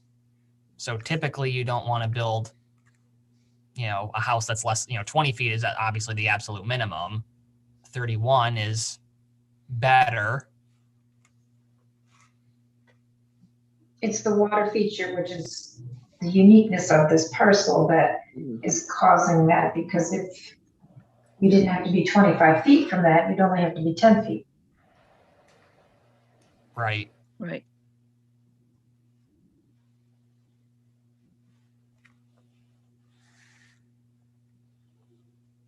So standard number 4, the variance would provide substantial justice by granting property rights similar to those enjoyed by the majority of other properties in the vicinity and other properties in the same zoning district. The decision shall not bestow upon the property special development rights not enjoyed by other properties in the same zoning district or which might result in substantial adverse impacts on properties in the vicinity.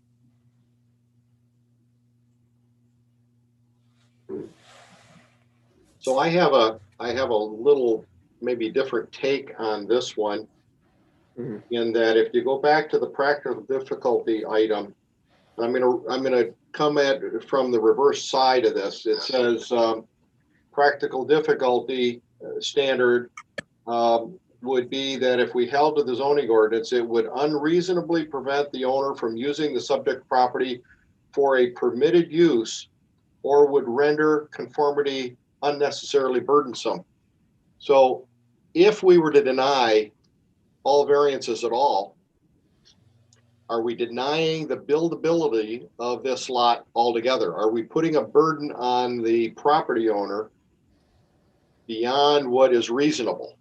So if you look at it, if you denied everything and you were to put a house on here that doesn't need any variances whatsoever, are we rendering it useless or overburdensome as opposed to the adjacent properties? That's kind of an interesting question, and I put it in the substantial justice consideration here. And I would say if we were looking at the property on the other side of the neighbor's house, they'd be similar. But we're not. If we were looking at a property on the other side, 100%, it's a matter of denying somebody the ability to do, but this, I mean, as we've even said, this is not the same property. So if they did their homework and saw that there used to be a house on this in the past, wouldn't they think, well, there used to be a house here, the township allowed a house to be here before, why couldn't I put another house on it? And the house was demolished, I believe, in 2006. It's I think not, that's what Justin Right. said. it wasn't Yeah. there when And the so I property guess was purchased. I'll just back up a second that was probably a cottage that was built sometime in the 1920s or 30s that the township would not have it. We didn't issue building permits for cottages at that time. So it wasn't something the township allowed. I mean, Gotcha. it wasn't like there was a permitted structure there. The Wild West, right. Oh, how times have changed. So, Mr. Powell, again, if we were talking about the flip side, I would be right there on board. Gotcha. Absolutely.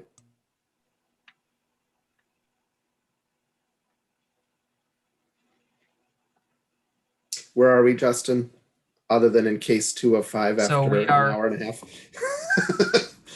We're on standard number 5, which is the variance shall be the minimum necessary to grant relief created by the practical difficulty.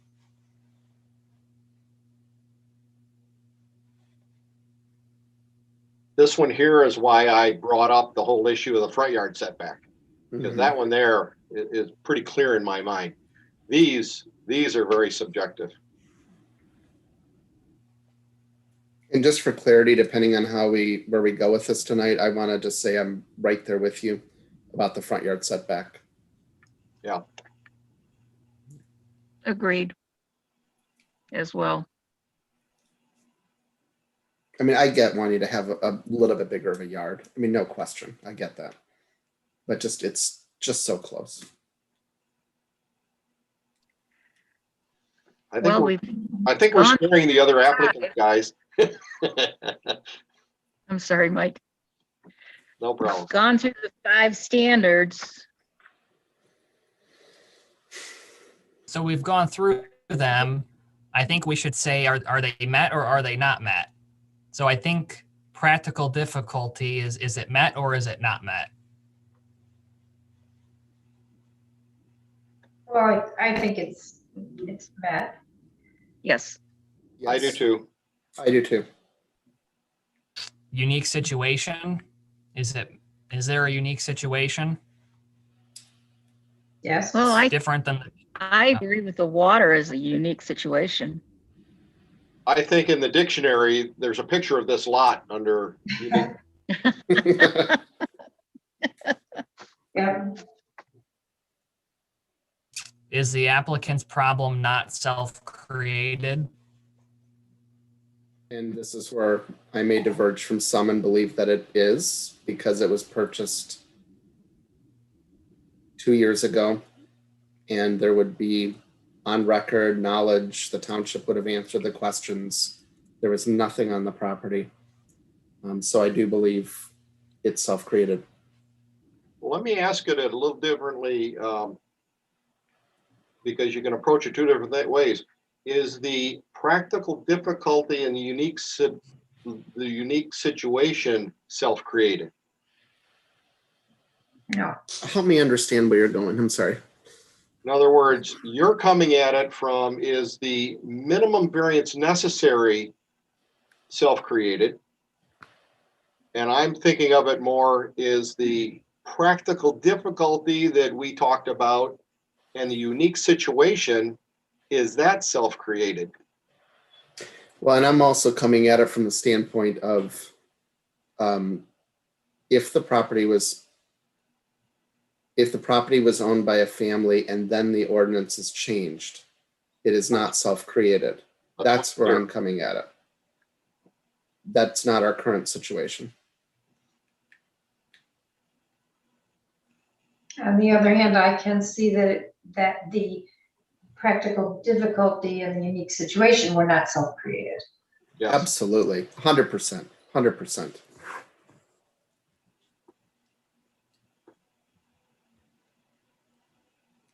Okay, Justin, So explain. I'm just going to move on to the next one. So we'll see, you decide how you want to answer criteria number 3. Criteria number 4 would granting the variance provide substantial justice without adverse impacts on the properties in the vicinity. Is that met? Is that not met? I believe that's met. I mean, not that I'm an engineer and I don't know whether the vibrations will affect the house, but again, I don't believe that is our job. I'm going to agree with Debbie on this one as well. Substantial justice, I don't believe, is to send them packing and saying, I'm sorry, we're saying this lot's unbuildable. And I agree with you, Mike, as well. I'm still concerned about the because we have an engineer report in front of us. But again, Mike, I appreciate your giving us context on those reports as well. So I'll say that I'm at a place with this one where I still have concern, but I don't feel confident giving a solid answer on it right now. So then is the variance the minimum necessary to grant relief created by the practical difficulty? For what's in front of us, I believe yes. I believe that they've got a very confined or very compact home. I don't believe they're overbuilding it. This, in my opinion, this is a hard one because this is a very subjective thing. Do you say, you know what, you can take a foot out of your dining room. You don't need your entry to be that big. Your kitchen can have 2 less cupboards in it. And therefore you could make the house narrower than what you want. And it's one of those things that, do I really want to micromanage the room that they want in a house? This is a hard one for me because you're right. We could say, no, take another 3 feet out of your house. And then it's up to them to decide where to take it out of. I guess I didn't go that deeply into it. Well, wait, I mean, so here's the house. Here's the deck. Does this, does the deck need to be 5 feet away from the canal? Do they need this deck on the side? Oh, that's then you'd have a setback. You'd have a setback that's larger on the side. You could have a rear deck without being 5 feet away from the canal. I like you pointing that out, Justin. So, because if they made that a patio instead of a deck, they'd have the same use, but we wouldn't have to render that big of a variance. Unless I'm wrong. Is that right, Justin? you're correct. The deck is, the house itself is, 11 feet away from the canal. This deck is protruding farther. It's extending farther into the required setback. So if they had no deck here, they'd have an 11-foot setback. So instead of a 25-foot or a 20-foot variance, it would be, what would that be? That'd be 14 feet. So, they'd be seeking 6 feet less of a setback if they didn't have this deck on the side. What's that room there in the northwest corner of that house? I can get the floor plan here for you. Is that part of the house, Justin, or is that Northeast or northwest? Northwest corner? It's a guest bed. So okay, yeah. So that 2 foot, that's the same distance then, isn't it? That's 2 feet off the house. Yeah. Okay. I'm sorry, Justin. Sorry. No, thank you for pointing that out. It's when the patio becomes covered or a deck becomes covered. I'm sorry. That's the moment that it becomes the structure, right? So the deck is a part of the house. It's considered that, the setback. The deck still has to meet the water feature setback, just like any other deck in the township. So the house and the deck have to meet it. Okay, but the patio. Whether it's covered or not, right, Justin? Right, whether it's covered or not. Okay, thank you for the clarification. Is it then if it's just a patio that's not technically connected? Okay. Right. Well, if it's flat work, if it's concrete, it's different. It's flat work isn't part of that. Just looking for the clarification. Thank you. So maybe that helps. That helped me out tremendously, Justin. When you say flat work, you're saying if it is concrete, it then. Right. If it was a concrete patio, then you wouldn't have the same side setback. Pavered patio, brick pavers, or stamped concrete. Because it's not attached to the house? Because it's floating by itself? It's just flat work is an area that's exempt from a setback. So. Okay. And when I say flat work, I'm referring to, an uncovered concrete or brick pavered surface. Because a really nice brick paver patio along there, although it wouldn't give you the same feel as a deck, but it would give us the ability to reduce the requested variance and not detract from the home.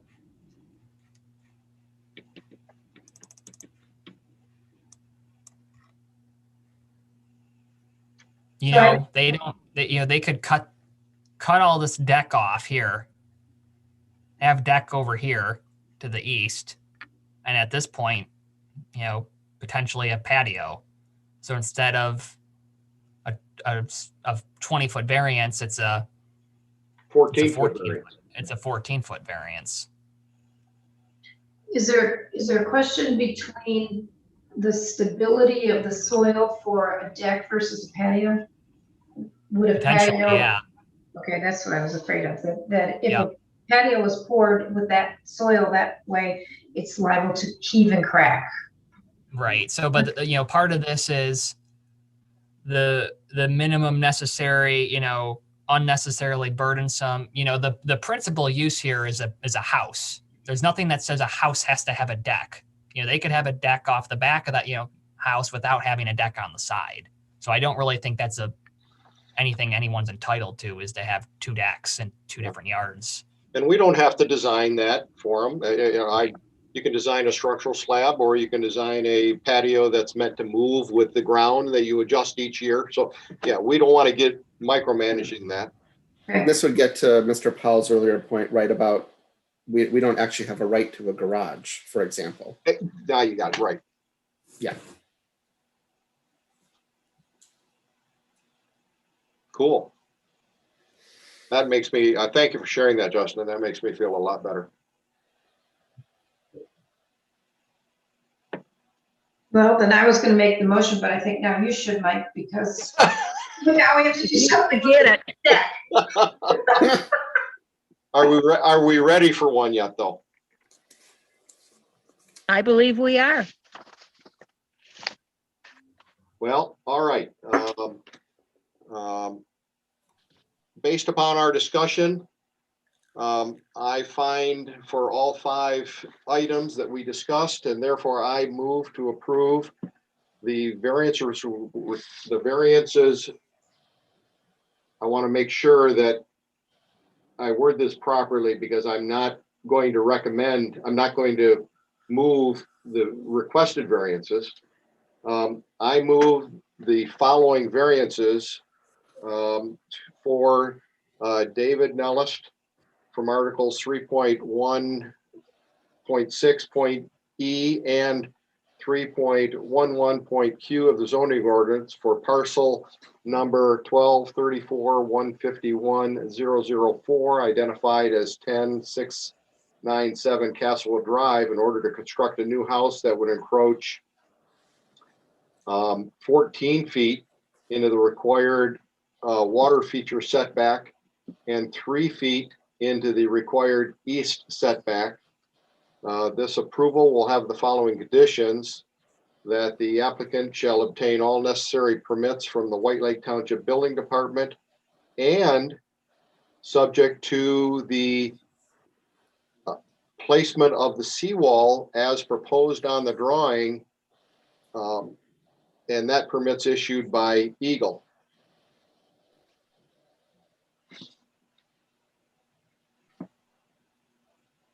So just out of curiosity, you don't have to say why you changed the 20 feet to the 14? That's a good point. I probably should. I just find it is the minimum variance necessary to accomplish what the applicant is desiring.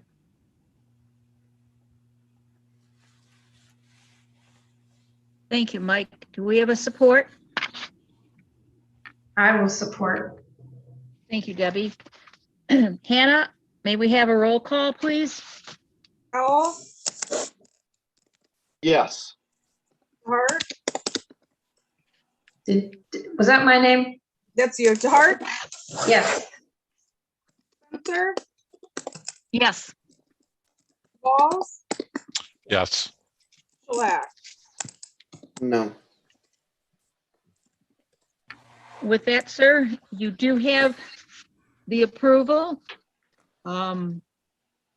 Give staff a week or so for a rough draft copy of the minutes.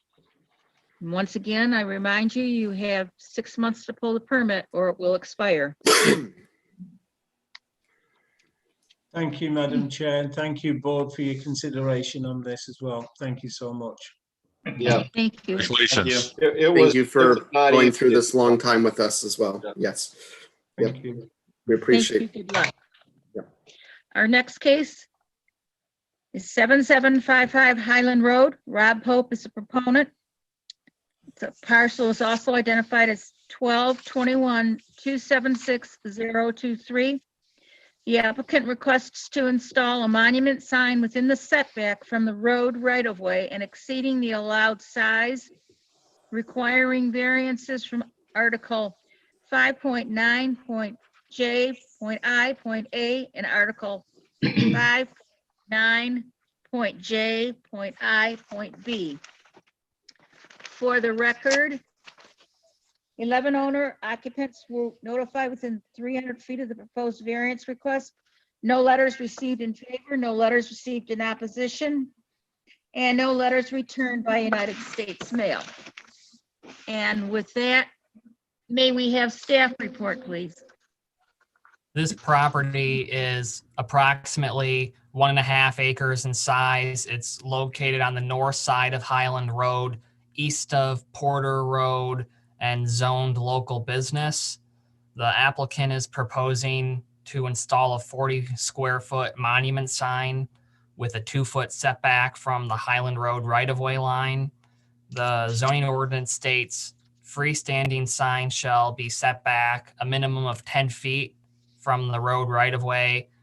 And then for sign area, it directly correlates with setback.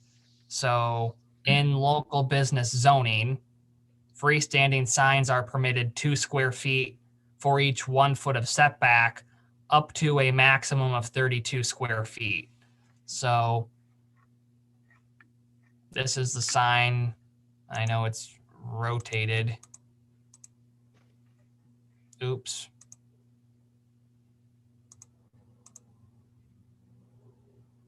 So this is what's proposed by the applicant. It's 40 square feet. So with a 2-foot setback, they're requesting an 18-foot variance for the sign setback. And then with a 2-foot setback, and a 40 square foot sign proposed, they're seeking a variance for 36 square feet.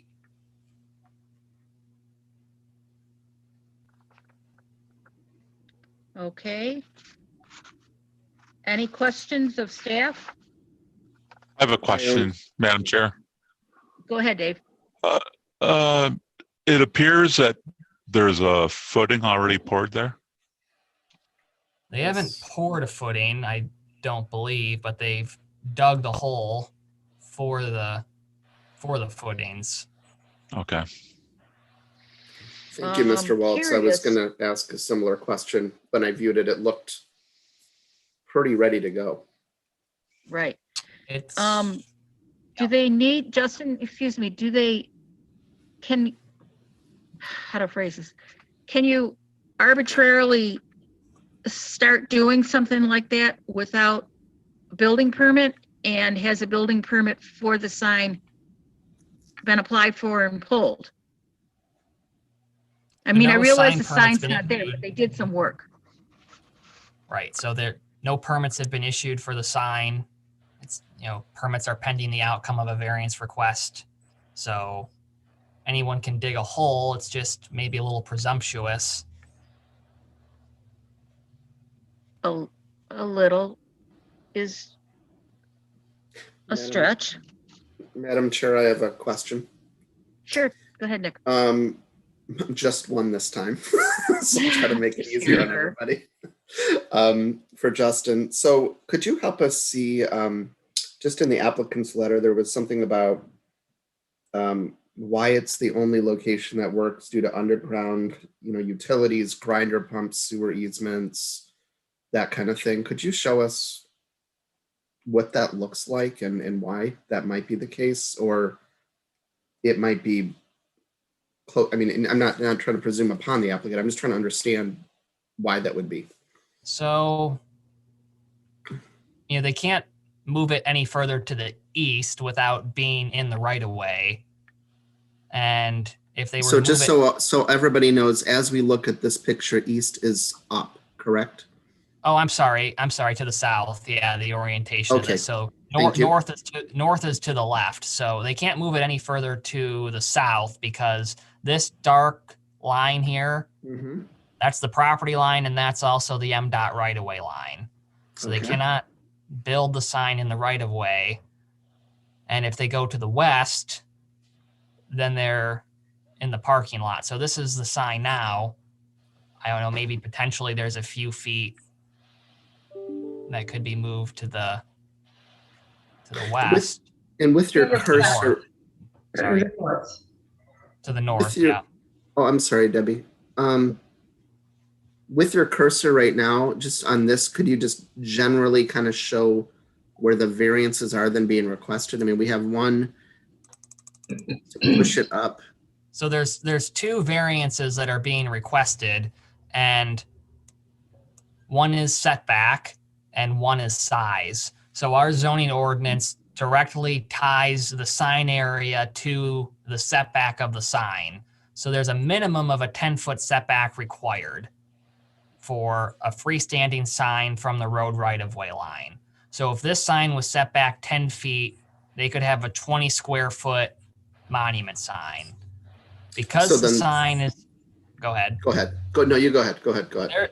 They're proposing 40 square feet of a sign, and you get 2 square feet per 1 foot of setback. So if you only have a 2-foot setback, you get a 4 square foot sign, and they're seeking 40 square feet. Now there is a caveat that our zoning ordinance says that the maximum sign size in the local business zoning district is 32 square feet, regardless of setback. You could have a 50-foot setback and you can only have a 32 square foot monument sign. So they're The size- proposing Yeah, how much are 40 they square proposing? feet. They're proposing 40 square feet. So by moving it back, it would or would not reduce the number of variances needed? The It quantity wouldn't of reduce variances? it would reduce the quantity of the variance needed. The quantity within, but there would still be 2 Right. variances needed. Right. Correct. Okay. And I'm asking that from the standpoint of, as we're discussing, minimum variance necessary, and yeah, that's helpful. Thank you. Oh, and you were showing us why it couldn't be. Yeah, why? Yeah, why couldn't it be maybe? I don't know. That's the question for the applicant, why the Yeah. sign couldn't be moved farther to the north. I Okay. don't see anything here that would prohibit Yeah. that. Okay. And just to give the applicant a heads up, I will, when we get to the applicant part, I'll just bring that up so you're ready for that. Thank you. Thank you, Justin. Thank Any you. other questions of staff? Before I turn it over to the proponent? Debbie, go ahead. Do we know if where they're asking to place a sign would restrict vision from ingress and egress up and down 59? I believe that I have to look. I think they're outside of the clear vision triangle, but I have to do a quick measurement. I'm not convinced they are, but Let me do a quick measurement. At 2 feet from the right of way line, you're probably not. So I was thinking. and that is very tricky, Debbie, because traffic is coming from the east, so it's going to be you'd have to look around that sign to see traffic coming. Yeah, the property just to the north, am I right? The auto zone, it's on the actual. That's just to the east. It's to the east, not to, the road is to, the driveway is to the east of the sign, not to the west of the sign, correct? The sign is to the west, I Correct. believe. Yeah. Yes. Okay.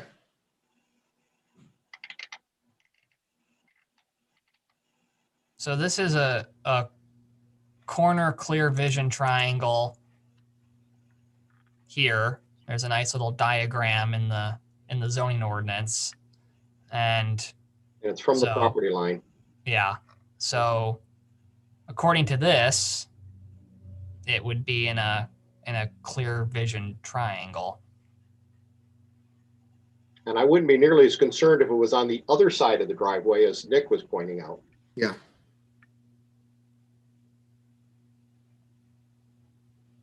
Hmm. I mean, I recognize that signs are most helpful when they're next to your entryway. But there is quite a length of that property. I mean, I realize that it's already been paved. It appears the curbs are already in. It appears the hole has already been dug for this at the very minimum. Some kind of things were down in there to kind of hold a shape out, but I'm not sure what they were.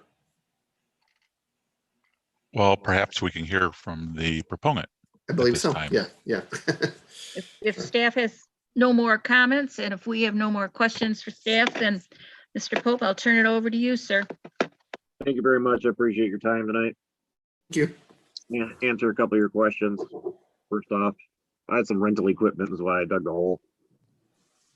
And that's why the hole was dug. It's held open with just some aluminized wood and sheet metal galvalume right now. I wanted to cover it up so it wasn't a big hole sitting up there by the front. Yep. And to answer one of your questions about the cross, about the view envelope, that road, if you look at the overhead pictures, coming in and exiting the shared easement road, you clear vision on both sides, east and west. In fact, the sign's partially covered by the base of a cement post for one of the street lights, which that's on us. But that answers some of the questions, just bring it up to speed. And as far as the AutoZone sign, which is to the east, I'm exactly lined up with the AutoZone sign.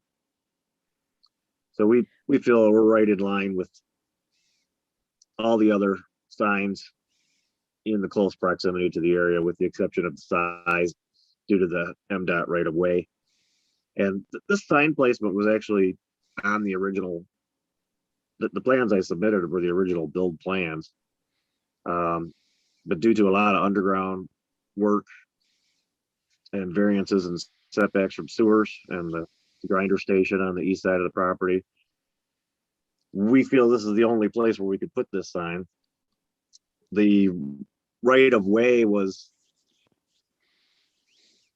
not a straight line like you see there, but we actually had to give up some of the land for the right of way when we purchased and combined the two parcels together, because there was a water softener services company in there prior to us, dates back 50 years or more.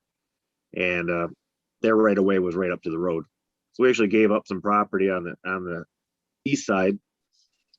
And that's one of the reasons we're seeking this variance, just because it's an odd sort of unique way that right of way is. And I know one of the questions that's going to come up, so I'm just going to answer it ahead of time, is why can't I move the sign back a little bit closer to the north or closer to the building?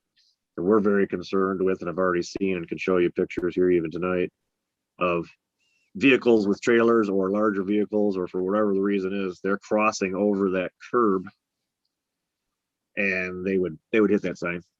We even had an instance where I got to show a picture. I don't have the fancy stuff like you guys have, but you can take a look at that picture, and you're suggesting possibly that I move the sign back farther towards the building. You can see the finished picture. It's not that much of a difference, but for us to have that a little bit closer to the right of way prevents that cross traffic coming out of AutoZone. They're racing across there now all the time, and exiting and entering. We've actually had, I could show tire marks coming right across that curb where that sign would be if I moved it back. And we're only talking maybe a foot anyway, moving it back. We haven't had an instance where I put a rock there because we're going to definitely put some decorative stone there eventually anyway. Somebody actually hit the rock right off the curb. And it's a concern. I can imagine a $10,000 sign being knocked over very fast. So that's kind of what we're seeking, but I'm not really seeking anything more than a 40 square foot sign other than that.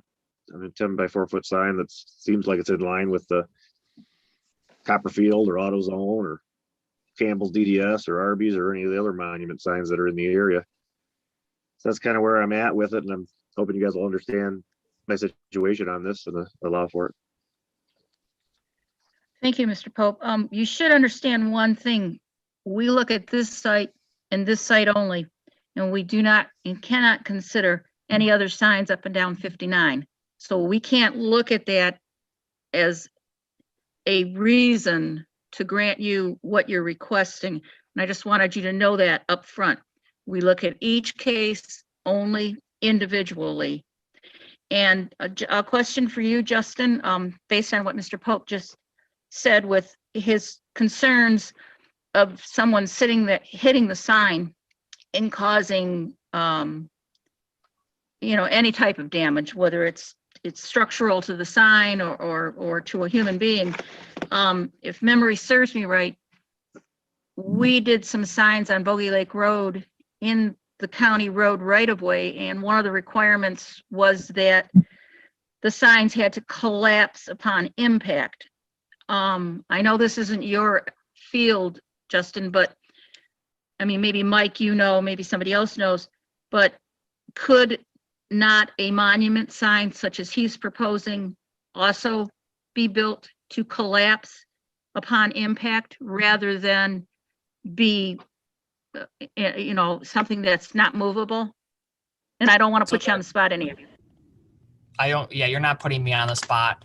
The proposed sign, obviously would not be something that would break away upon impact, but there are monument signs that are, I don't want to use the term flexible, but they're still permanently attached to the ground with, footings beneath, but they're meant to break away on impact, just like, and I'm trying to compare it to like a breakaway bollard that like a fire truck might plow through on a secondary emergency access road. So if someone plows through that sign at 40 miles per hour coming off of Highland Road, they'd hit the sign and probably damage their car, but they wouldn't hit a concrete block and bash in the front of their car. Mhm. So that's Okay, something thank you you. could, yeah. I just, when he brought it up, I remembered the Bogey Lake Road signs and that conversation, so. Any other questions of the proponent? I have a question of staff. Okay, go ahead, Dave. Justin, I apologize if it's on the plan, the 6 foot height off grade, is that reference to any monument at all? What do you mean by, I guess I don't understand The question. actual height. So where we have 6 foot on grade for the height of the sign, 6 foot from what dimension? So six feet from the base of the sign at grade to the top of the sign. So let me get the plan up and But wait, how is show grade referenced to? Is it referenced to a monument elevation? So for sign height, it's specifically in terms of grade. The grade means the ground which the sign is installed, and it's generally level with the surrounding property, is measured within a 10-foot radius from the base of the sign. So some monument signs like to fluff up their height by artificially changing the grade. So they say, oh, well, my sign is 6 feet tall or 7 feet tall from the base to the top, but it's sitting on a 2-foot mound above grade. So Right. In this case, that wouldn't be the case here. They're not proposing to alter the grade. And just give me a second and I'll pull up this plan. I gotta kind of rotate it around here.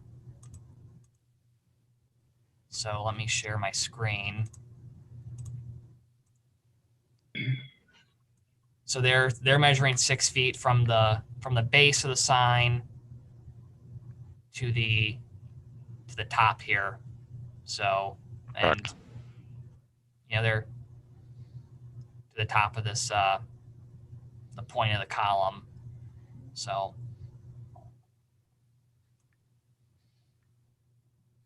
I don't know if that helps answer your question. I guess the question is, should it be to some other monument other than grade? That's the question. Or is that typical? So what I had said about measuring sign height is how our zoning ordinance would define grade. Fine. Okay. Yeah. Okay. In terms of sign height. Yeah. Okay. Thank you. Mike, go ahead. Madam Chair, I have a question of staff and the applicant. Does this site have more parking spaces than the ordinance requires? I can tell you in about 2 minutes or less. Right. While you're doing that, then I'm going to ask Mr. Pope because believe me, I was listening to you, Mr. Pope, and the site plan does not show me why the proposed sign can't be moved 3, 4, 5, 6 feet further to the north, closer to your curb and that catch basin there. So please explain that to me again. Sure. I don't think there is 5 feet north, first off. Well, the And parking spaces are 20 or 18 feet long, and it appears that the north edge of the sign as shown on the site plan is about halfway back on the parking space. So that's where I just estimated. Okay. I'm concerned with the cross traffic is one of the biggest things. So if you put a bollard at the end of that sign in order to protect your sign, you'd be damaging the car, but saving the sign. Well, I don't want to cause any damage to any vehicles or anything like that. And that's one of my reasons for moving the sign forward a little bit or to the south, if you will. So are you saying that you have car traffic that actually jumps the curb, the 6-inch curb? Yep, absolutely. Probably got pictures I could show you, but they're not very good pictures. They're coming right across there. In fact, we put one I can't lift, a boulder. I said, why don't you take this boulder over here on the side here that we were doing some pre-grade work for the punch list, getting it ready. And we put a good sized boulder that I couldn't lift. I would have to guess, I don't know, 3 foot round. Put that right up on that curb, just inside to the south of the curb, just inside next to where the catch basin is. And I don't know how they did it. And I don't know what their vehicle looked like after they did it. But that boulder was moved 2 foot. Wow. Off that grade back into the parking lot.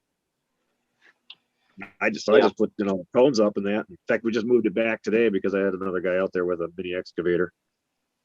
So we definitely want to put some, to answer your question, I'd like to put some landscaping in there. I have a lot of boulders actually, or decorative stone, whatever you want to call it, left over from the site cleanup originally. I'd like to place those strategically in the front of the building, over by the grinder pump, for example, where I do have the protective bollards, cement filled, and over by the sign as well. But I think it would do us some justice just to have that sign forward a little bit. So to answer, I think it was Debbie's question, or no, it was Chairman's question. When we designed stationary objects in road rights of ways, we have to take into account cars in accidents and veering off the road at a high rate of speed and hitting objects. So we design guardrails with major curves on them, with impact ends on them to protect the lives of the people in the vehicles. We don't design for idiot drivers. I mean, here, this is on private property, and if a driver's coming down a parking lot and hits a sign, then Mr. Pope better be able to recover all the costs, and shame on that driver. I don't consider that, and when we get into it, I wouldn't consider that one of our 5 hardships, put it that way. And with Mr. Powell, what you're saying, when we get into this more, I'm thinking, yes, a vehicle could be damaged by hitting a Ballard in the parking lot.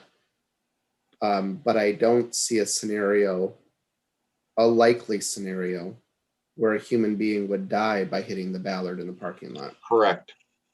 Right. Absolutely correct. And that brings me to a point. I don't like the fact that it's 2 feet off.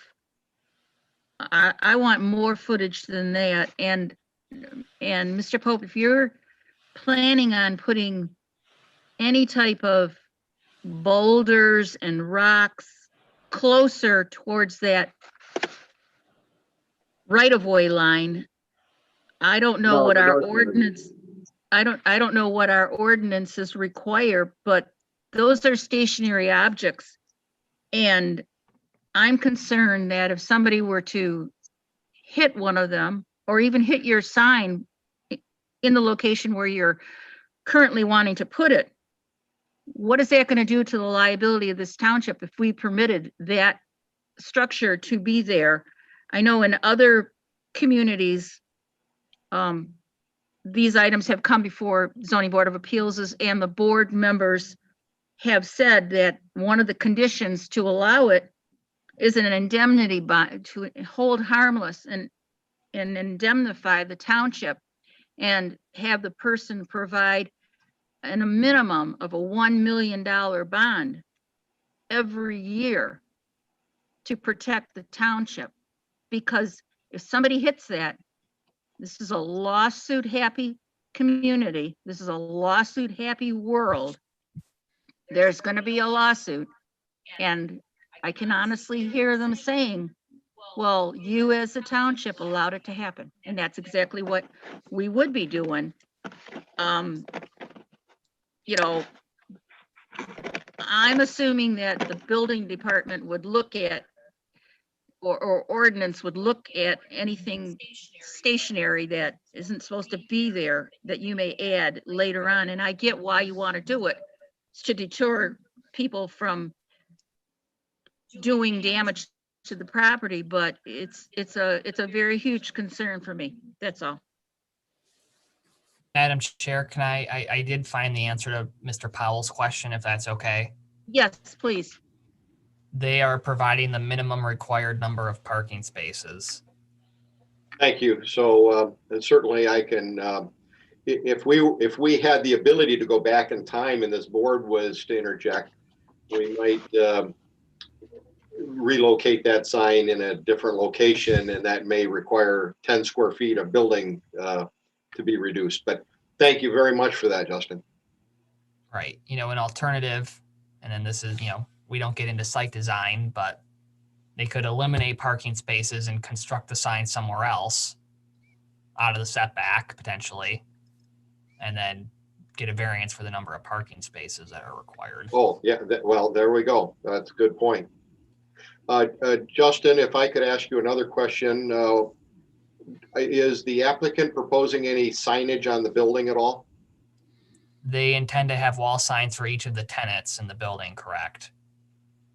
So in reality, the speed that traffic goes along this roadway here, they're going to be able to read the signs on the building easier than the small little signs showing on this monument sign, probably.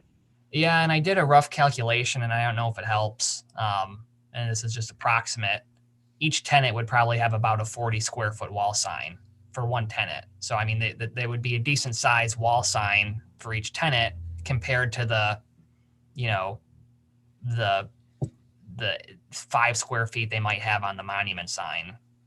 And if somebody was looking for a place, they would be looking for an address and seeing the beautiful sign with the building name and the address there, and they'd know to pull in and then look for the tenant. Okay, thank you.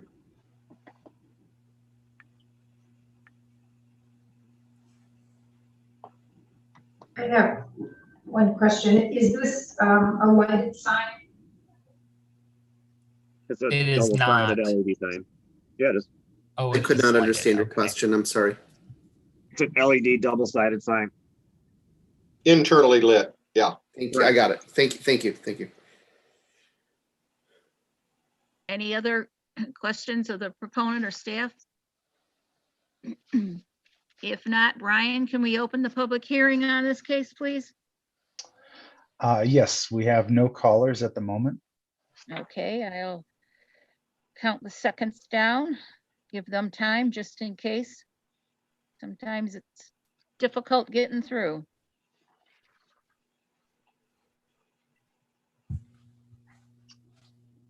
Still no callers. Thank you. Has been 15 seconds. I will close the public hearing and bring it back to the board for comments, questions, or for Justin to go through our list of standards.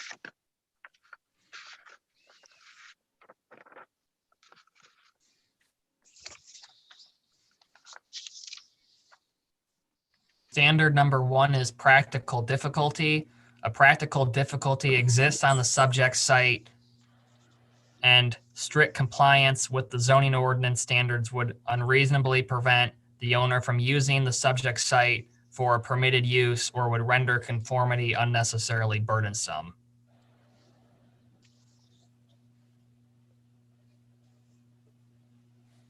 I don't see a practical difficulty. I'll be honest, I don't either.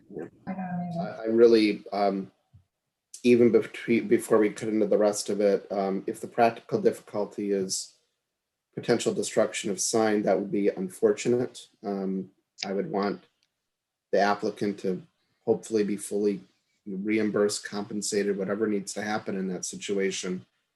But it seems there's still ways to protect the sign, and more importantly, protect the lives of people traveling down the road. I concur with my colleagues in that I could certainly see a difficulty in needing a sign out front, but I certainly don't see the practical difficulty in the setback and the oversized sign that's being requested.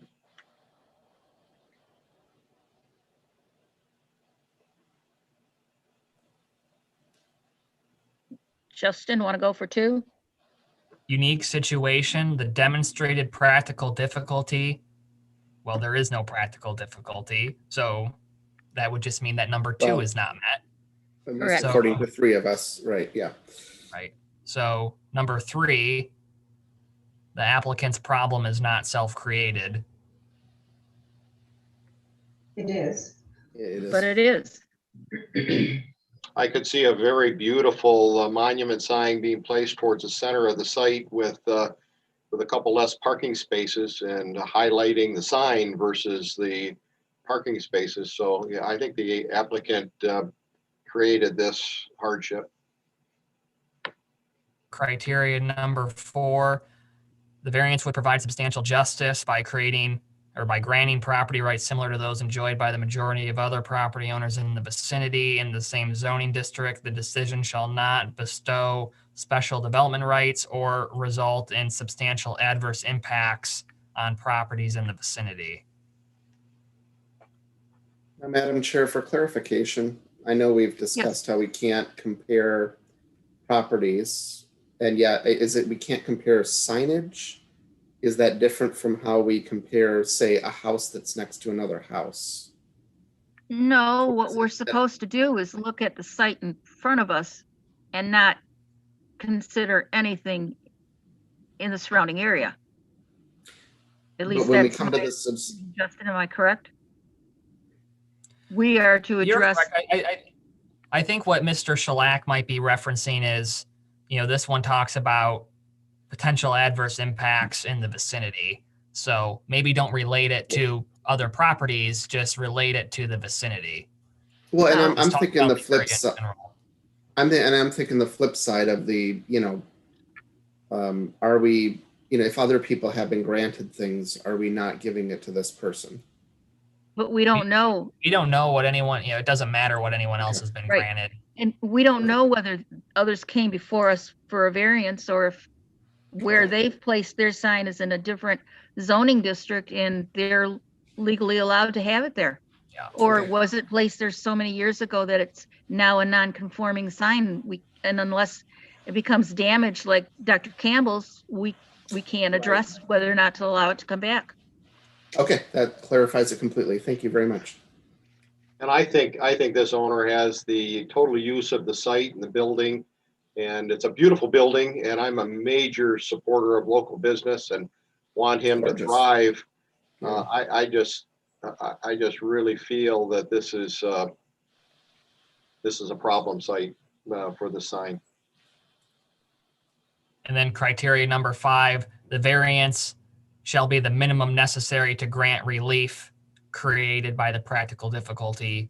Again, if there's no practical difficulty, this doesn't apply. So In answering that though, and I'm just speaking out loud here, if he were to have had that sign all the way back to the curb because we would never want to shut off his driveway to his building.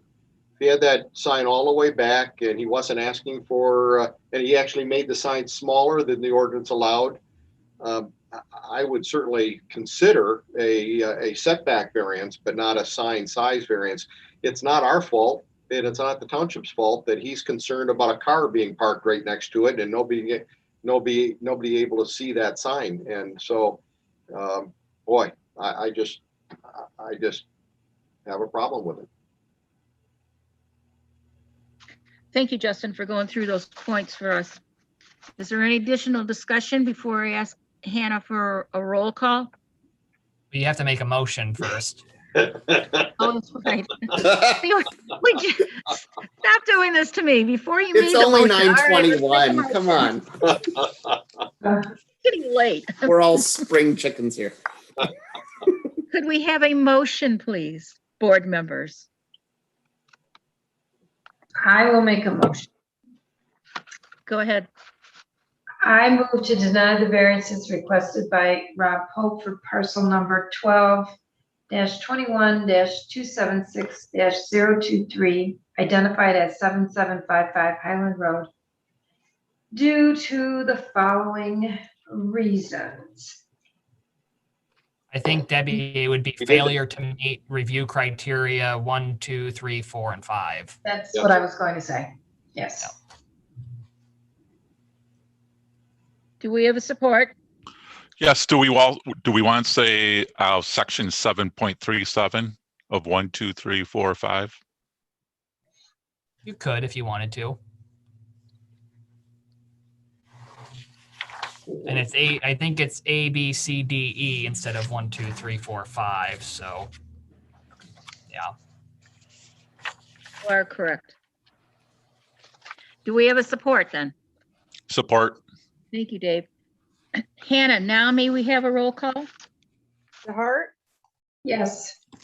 Walls, I vote yes to deny the variances. Howell, Yes. Black, Yes. Spencer. Yes. Mr. Pope, your variance has been denied. Hopefully you'll be able to come back with something that will work for you. With that, our next case. And Madam Chair, just a quick point of Yes. personal privilege. Could we have about 2 Sure. or 3 minutes to quickly just, Can we take a 5-minute recess, Madam Chair? Get more coffee. Absolutely. and leave some? We're taking a 5-minute recess. Thank you.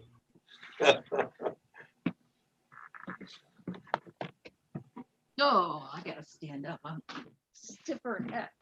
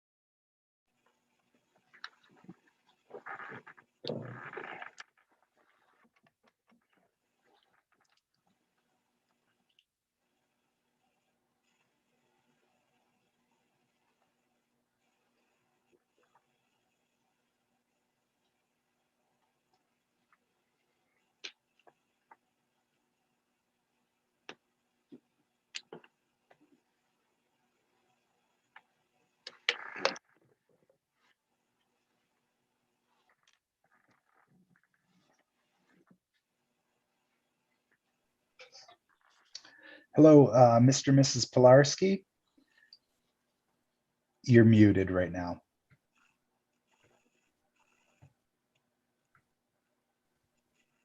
I didn't get a chance to do an audio check.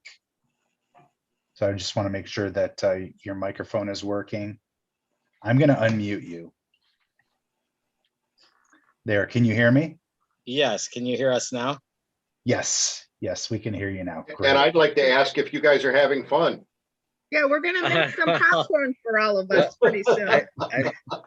Thanks for the pep talks. Yeah, yes. Great. So We're a I very didn't want to. uplifting group of people. Absolutely. For the next item on the agenda, I'm going to just turn your video and audio off, and then when your turn is up, then I'll turn your video and audio back on. Okay. Well, Okay. Okay, that's Brian, fine. Brian, will they still be able to hear? Yes. Okay, good. Thank you. Yeah. Okay. Okay. Thanks.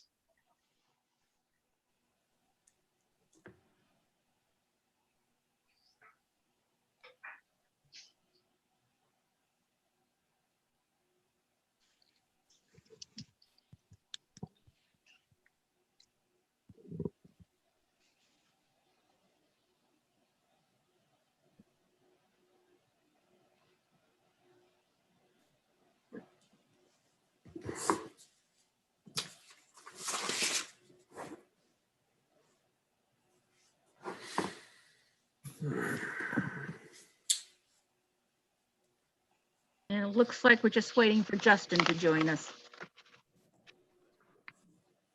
Sorry, I'm back. Okay, thank you.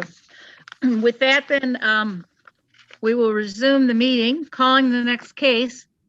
It's the VFW Post 4156, located at 321 Union Lake Road, also identified as 1226-276-001.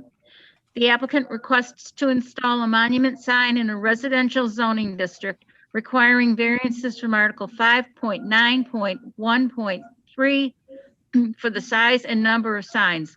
The applicant, under Article 7.36, Powers of Zoning Board of Appeals concerning administrative review and variances, is also appealing a determination of the staff planner to deny a sign permit application to install an electronic message board sign in a residential zoning district. For the record, 56 owner occupants within 300 feet were notified of the proposed variance request. No letters received in favor of the proposed request, no letters received in opposition, no letters returned by United States Mail. And with that, may we have staff report, please?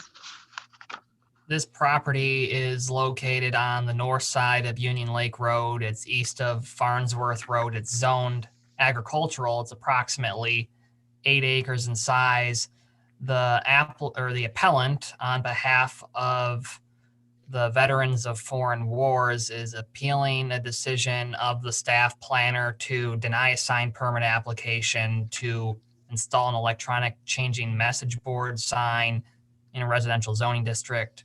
The appellant is also requesting variances for the number and size of signs permissible to install the 6-foot tall, 32 square foot sign. So the VFW is currently a legal non-conforming non-residential use in a residential zoning district. The sign ordinance says for monument signs in a residential district for permitted non-residential uses, the maximum size cannot exceed 16 square feet in area and maximum height cannot exceed 6 feet. Additionally, only one wall sign or one monument sign may be allowed. The VFW currently has 2 wall signs on the front of the building and a temporary freestanding sign in addition to their permanent pylon sign. So they're requesting a variance to allow, this would be, I'm assuming, a 4th freestanding, the 4th sign, if they're keeping that temporary one, and a 16 square foot variance is also requested for the size of the sign. Monument signs in residential zoning districts are required to meet the front yard setback unless it is a monument sign maintained at or adjacent to the principal entrance of a subdivision or residential development. The agricultural zoning district requires a 35-foot front yard setback. The provided site plan, which I know it's kind of hard to see, it's kind of faded here, but it's showing and this plan is not drawn to scale, so I can't confirm any of the dimensions on here. It shows the sign with a 22-foot setback from, this is labeled easement. I'm assuming they're referring to the road right-of-way line. So an approximate measurement shows that they might be about 32 feet away from the road right-of-way line. So a revised plan, if this is approved, would have to be drawn to scale, confirming the proposed sign meets the 35-foot front yard setback. Again, so there's 2 parts to the request. 2 variances for the sign. 1, 16 square feet for the actual size of the structure, and then a variance to allow more signs than are permitted in the zoning district. Then the other piece of this, you're considering an appeal of a decision that the staff planner made to deny a electronic changing message board in a residential zoning district. So when it comes to an appeal of a decision from staff, the Zoning Board of Appeals may take the following actions. You may affirm the decision of the staff planner with or without modification. You could reverse the decision of the staff planner and state your reason therefore, or you may modify the decision of the staff planner. If you have any questions, I'd be glad to answer it. Yeah, Madam Thank you, Chair. Justin. Yes. Madam Chair, I have 3 questions for Justin. So some clarification. We're talking about residential zoning district and we're talking about agricultural zoning. Agricultural is a residential zoning district. Oh, it is. Okay. So then the second question, thank you for that, is could you give us a sense of how the properties around this site are zoned? The property, my thought was I was surprised when I learned it was agricultural. That's all. sure. So the property to, I will call it the, I guess I'll call it the west, is zone, or north, however you want to look at it. That road runs on a diagonal. It's the liquor store on the one side, Yeah, and Kings. that's zoned Okay. local business. Sure. Yeah. Yeah. Then on the other side, it's a vacant parcel that's zoned local business. So I don't imagine that piece will ever be developed as local business. And actually, it's funny, just today, the planning director and I met with somebody who wants to rezone that property to residential and go before the planning commission and township board to put a townhouse condo development on that property. I'm sorry, now, So I is that the imagine- one? Is that the one to the south that connects with the one like to the south. Satellite Drive? And okay. Yeah. So that So probably this- will eventually go residential. So this is the only property agricultural, if I understood that correctly. Is that right? Like in that It's the only area? it's the only agricultural piece, but it's that the Village Acres development is, to the east, I guess you can call it, or to the north, whatever. Yeah. And so it's there's other residential across the street and behind it. This might be the only ag piece that's left, but it's this area of Union Lake Road I would characterize as primarily residential in nature. And so I know that the charge of this board is not to decide zoning, but I'm curious, would different zoning allow for less of these variances? if they were zoned, say, local business, then they would be allowed this sign by right. What would the setback be in local business?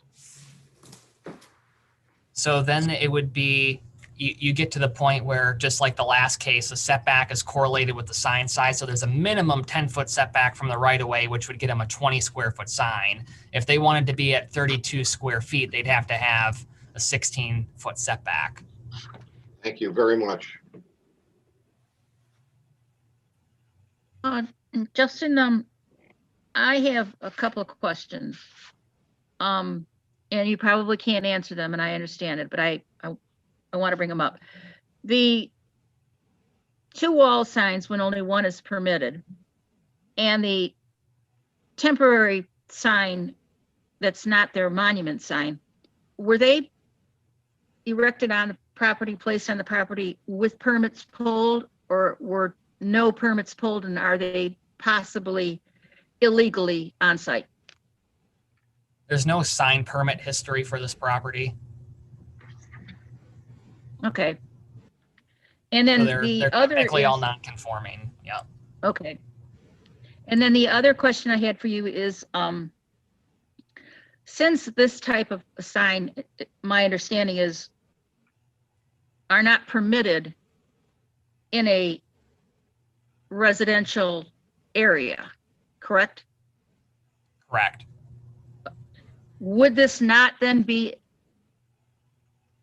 would this board then not, would we not be then granting a use variance, which we are not permitted by law to do?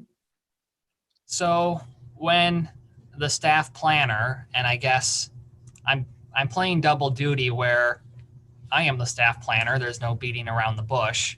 There's, I'm playing 2 roles with this case. I'm representing the decision that I made and answering questions on it and maybe defending it.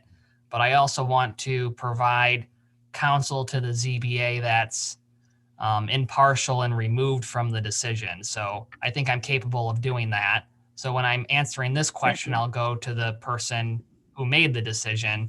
When I was reviewing the zoning ordinance and determining how I was going to decide on the sign permit, the zoning ordinance states that, and it's pretty specific, that electronic display signs are only permitted as accessory to a use in non-residential zoning districts. So based on that standard, the proposed sign is not, in my determination, allowed in a residential district. And the Zoning Board of Appeals does not have the authority to grant a variance to allow a use not permissible under the terms of the zoning ordinance in the district, or maybe even like expressly or by implication prohibited by the terms of the ordinance in the district. So the way that I read the ordinance, I think it's pretty clear that it's saying that an electronic message board sign is only allowed in non-residential zoning districts. Now, the Zoning Board of Appeals may not agree with that, and you'd have to come up with some rationale or reasons for reversing the decision that I made.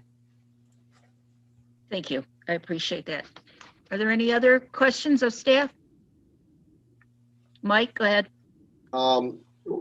Justin, do you know off the top of your head, and I appreciate your position there, Justin, we have the ability to interpret the zoning ordinance a little differently than you did, or find findings of fact that this is not a residential area or something like that, but because we can't change the use, but we can disagree with your interpretation, and I think that's what the applicant's asking for. But can you tell me what this site is master planned? Ag, nothing's master planned ag, so. Yeah, it's in a category called like public quasi public, so it's not residential or it's not non-residential. So it doesn't really plan it for anything other than its current use. So in theory, if they had gone through the process of rezoning it, to have it at a little bit closer to its expected use in the near and far future, this may be a little different question that they're applying for, but currently we have to decide how to interpret and or what variances to grant. So thank you, Justin. You know, I mean, Any other if, questions? yeah, and Go ahead.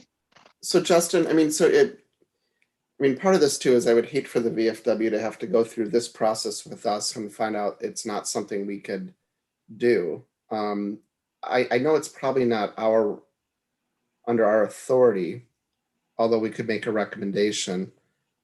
I mean, I'm just trying to think about, you know, what the VFW, who they are for our community. I mean, is there a way that we can make a recommendation and to whom about fees being lightened or lowered or whatever for just the time in front of the ZBA? Because I'm sure So I'm sure rezoning is way more expensive than this process too. So I've had very extensive conversations with our attorney about this because the appellant tried to request to waive their variance application fee.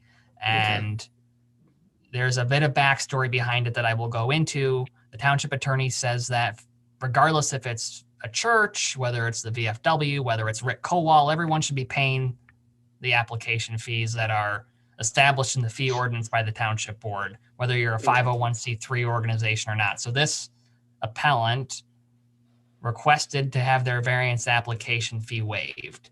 They should have been charged the commercial application fee because they are a legal non-conforming use in a residential district.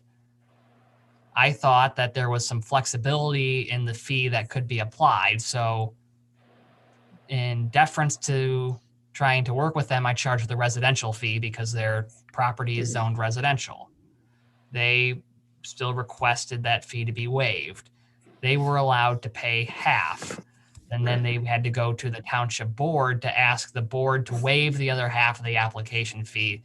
Prior to them, they were actually on the township board agenda for this past Tuesday meeting, and an anonymous donor paid the other half of their application fee. So you should not be recommending fees be waived. No one should be exempt from the fees in the fee ordinance. Because of the peculiarity of the process, yeah, that's why I was looking for there to be some potential relief if it's sort of a double process. But you're saying it's an appellant process, not a traditional application process. Okay. So they are both an appellant and an applicant in this case because they're applying for variances and they're appealing a decision of the staff planner. So they're both. But they really, whether they had to go for a rezoning or come back, you know, we cannot be recommending the waiver of fees. Absolutely not. Any other questions of staff before I open it up to the proponent? If not, then Mr. Schultz, is it? You're up, sir? Yes, it is. Yes, it is. Yeah, I'm Commander Schultz at the post, and I introduced our State Commander Scott Boger, who's helping me with this Zoom meeting, which I'm not familiar with. So I appreciate that. And I'd like to apologize for the non-conforming permit diagram. I put the figures in there. I just threw it together because I just wanted to get the process started. You know, I understand the discussion about the 4 signs that we have out there currently. I'm not sure about them not being conforming. I was here a long time ago. We had a post sign right outside the door, and it was donated that we put this other 32 square foot sign up. And I thought we went through the process. I wasn't part of it, but I was aware of it. And that was there.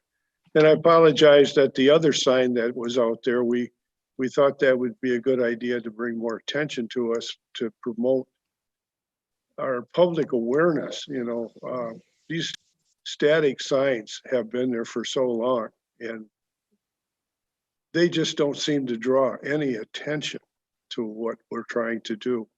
And we tend to be drying up to some degree. We lost some of our, I don't know how to do that, how to explain it, but our membership is decreasing. And the electronic sign changing would be very advantageous for us to change, because we do offer services to the public that, you know, we rent halls and whatever, and we're changing our signs are constantly, we're trying to change our signs, but it's difficult on our static signs to get the job done and get attention to them. So we try to work with the public, and it's very surprising to us. And many times when we bring the public in for, like, we have our pancakes breakfast with Santa and our homeless dinners on Thanksgiving and things like that, people are very surprised that we're welcoming public to come in and take part with the veterans. And it's like, I don't know, there's an ice to be broken here to, you know, make us more part of the community. I know there's some discussion that we're, you know, zoned residential, but you know, for ever since we've been here, and the property to our north, I'll call it, because our road does run a difficult angle here to explain if you're north, south, east, or west, because we're on a diagonal.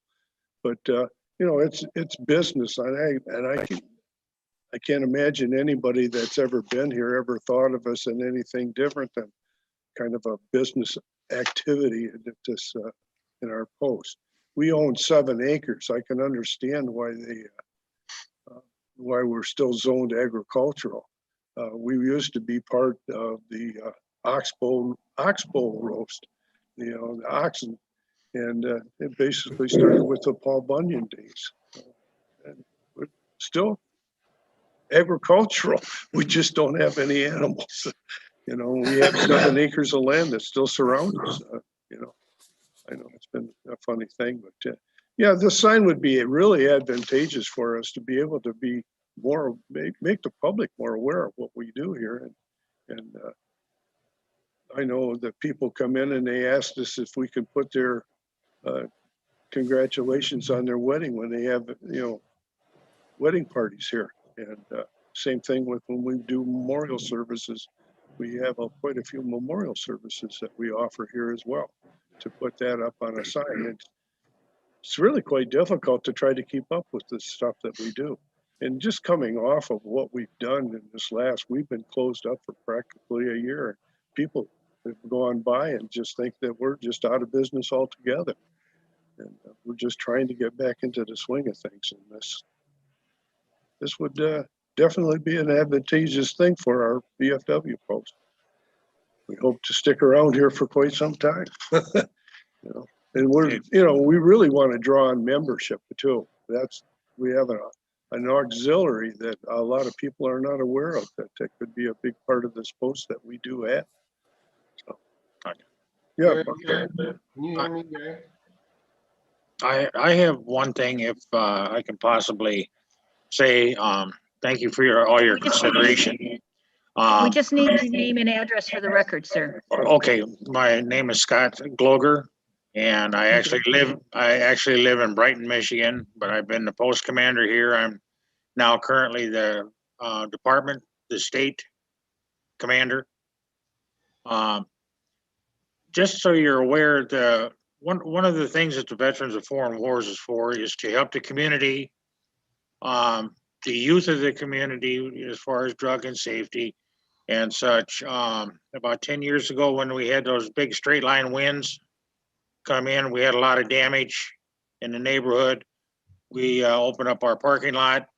We had people donated chippers and dumpsters and everything, and we welcomed the community. And with a sign like that, we'd be a lot more visible to be able to do what we're supposed to do, as far as an organization with the community, the youth, and also on that sign, if something is going on at this end, that going into these as you call it, the residential part.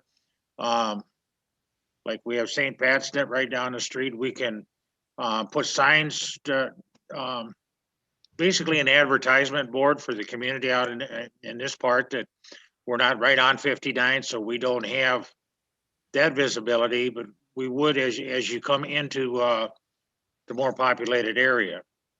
But our biggest mission is to be with the community, and this is a real good way to let the community know that we're here. And my opinion, they've gotten used to this sign that's out there, so they don't really pay any attention to it anymore. They just drive on past. So if we had something a little bit more eye appealing, I would venture to say it might bring some more attention in. You know, we do the policeman fireman banquet, you know, stuff like that. It's just something that I think we need to have. The other two signs out front would disappear. So we would just be down to the one sign and then the one on our awning. So that's all I have to say. Thank you. Any other comments or questions for the proponents? Does Mr. Dave Shocking, does he? Yeah, he's Yes. our Can I make a comment, please? Are you quartermaster. are you as a public hearing comment, or are you part of the presentation? Part of the presentation. Very good. Go ahead, sir. Okay, my name's Dave Shackling. I live in West Bloomfield. I'm quartermaster for the Post.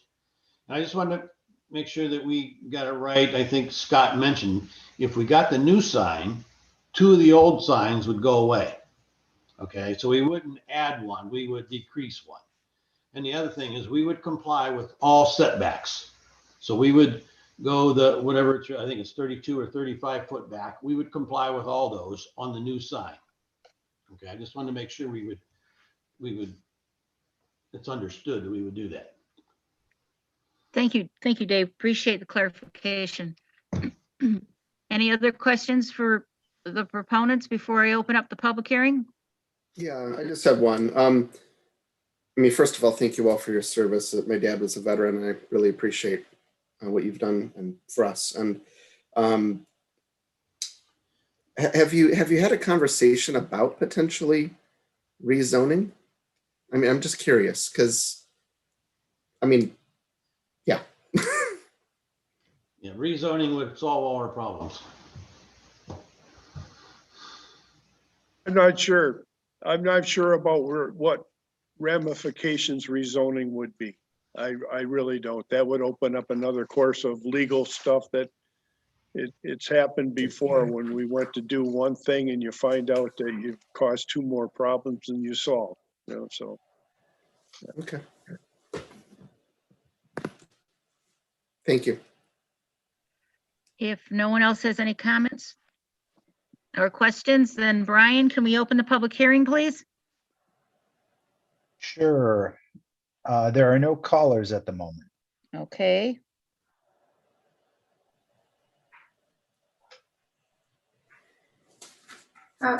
Madam Chair, I have I think a question for staff. Okay, let me close the public hearing first. Oh, Then sorry. Debbie. I'm sorry. That's fine. I'm closing the public hearing. Go ahead, Debbie. Justin, you said the master plan zoning would be quasi-public.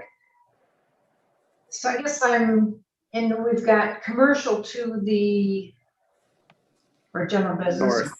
North. The north.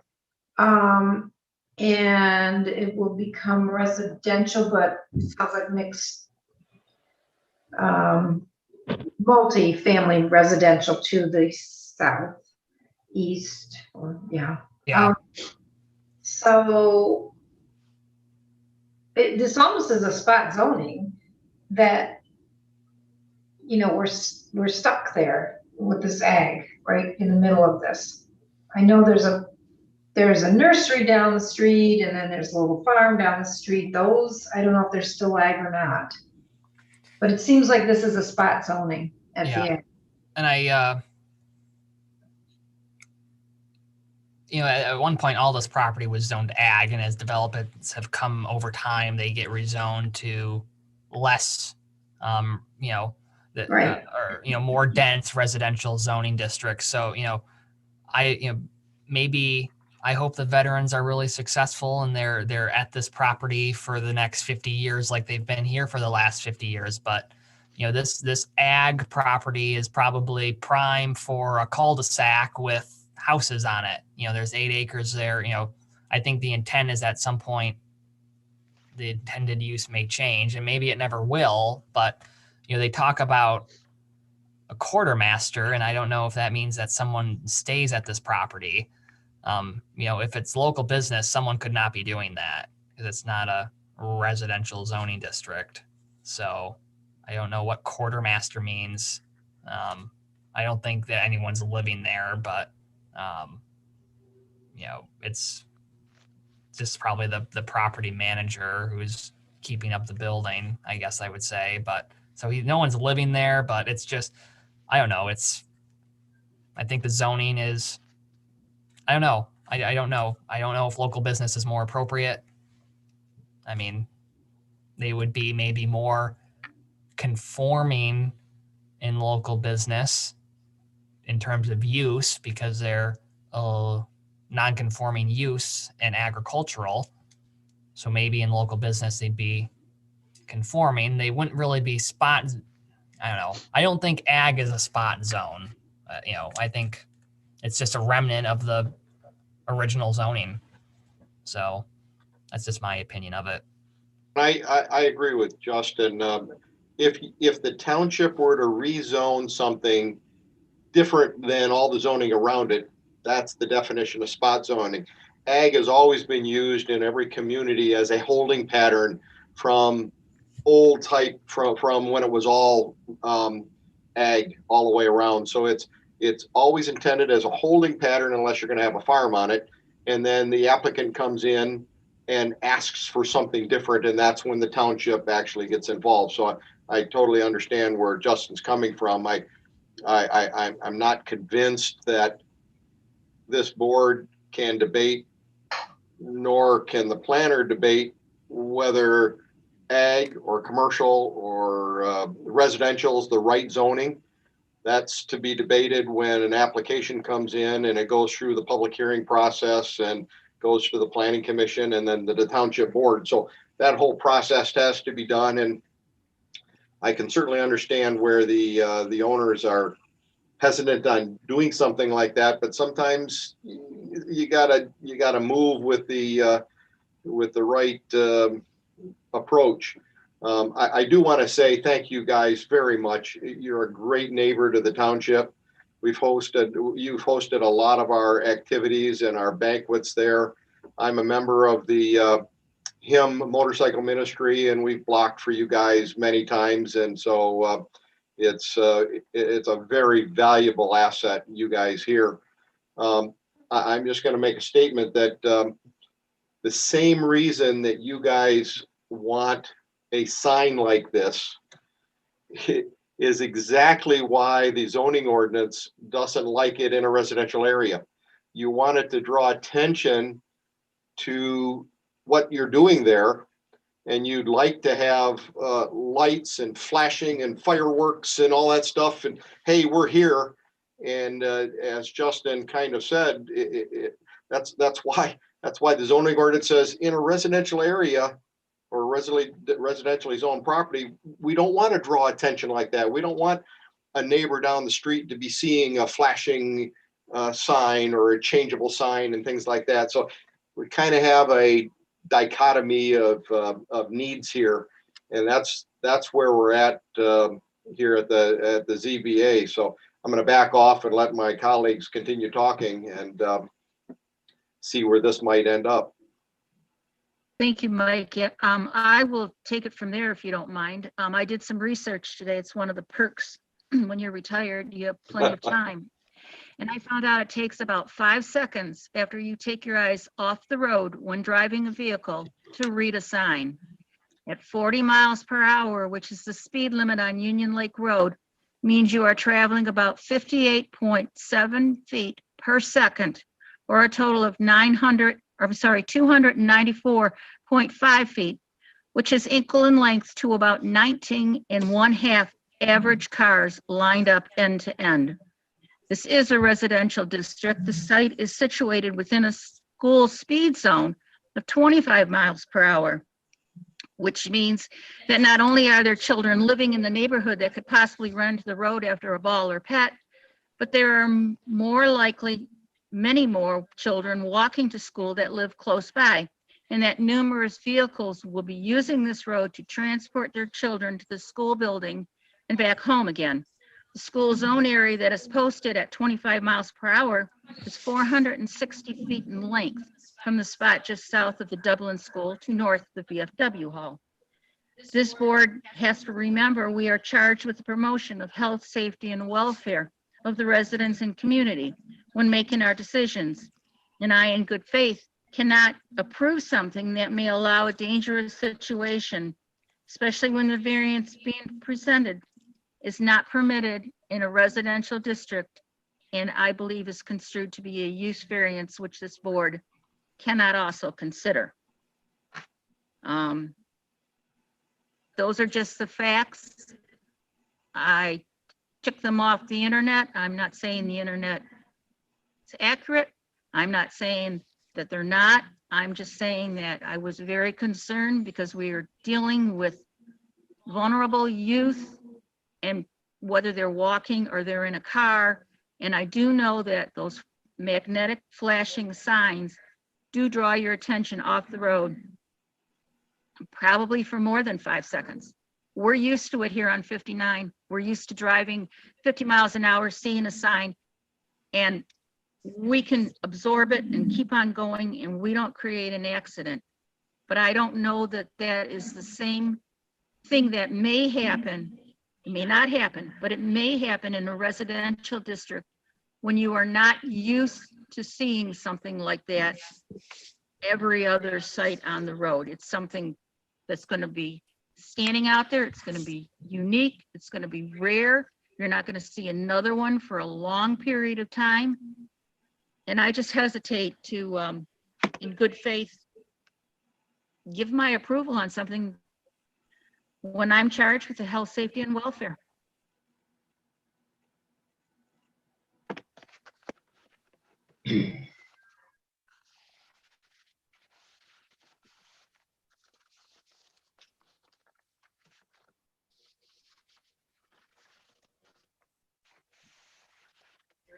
Is there any other discussion? Comments? Debbie? So would the VFW consider, because I do agree with Ms. Spencer that that in the residential area, the electronic sign is probably not great. And she makes a lot of really good points. Especially with the school across the street. It doesn't look great with those two tempers, well, the one old pylon sign and that temporary sign, and then you do have the wall sign, or I believe there's two wall signs.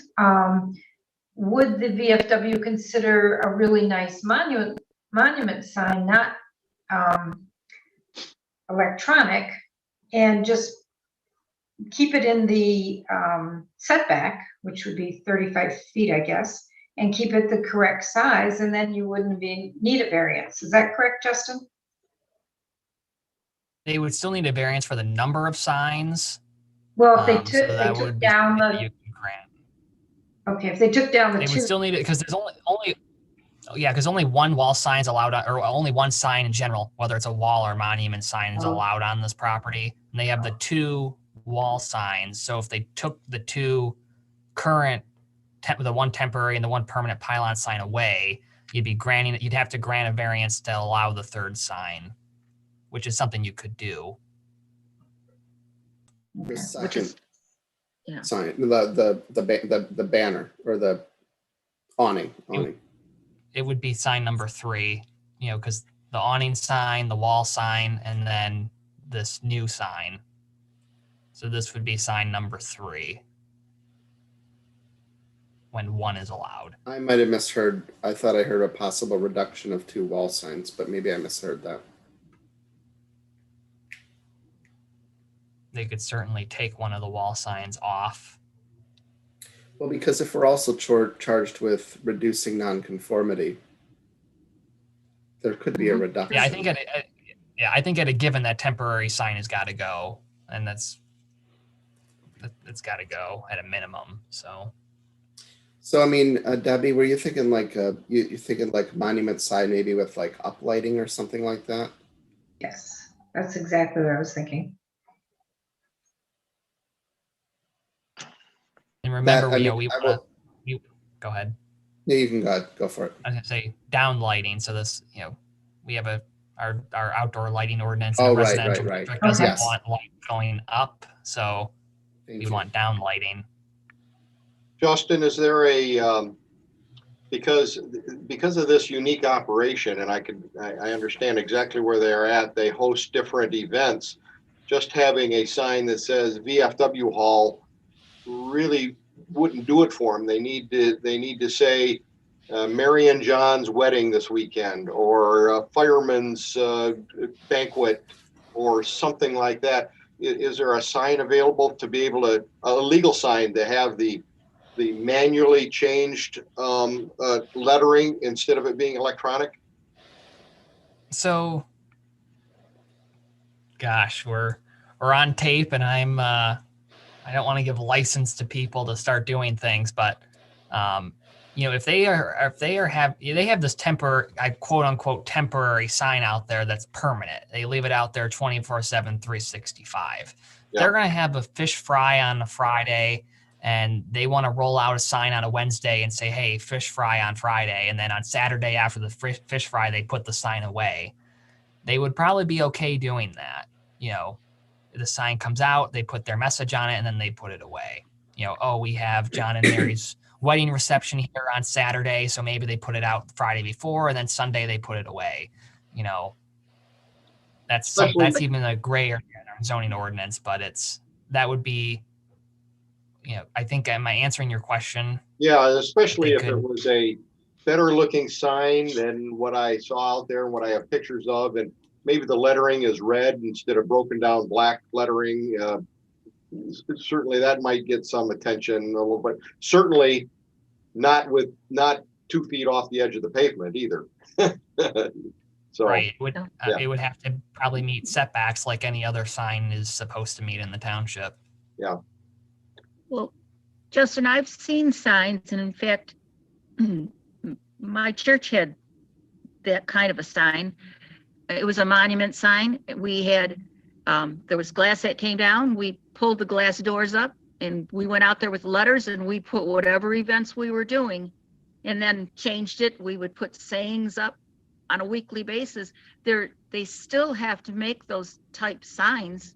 They do, yeah. That is a type of monument sign that they can do. Where so I mean, so they could put the lettering up that says, Joe's finally getting married, not me, just the name there, or congratulations, Thelma.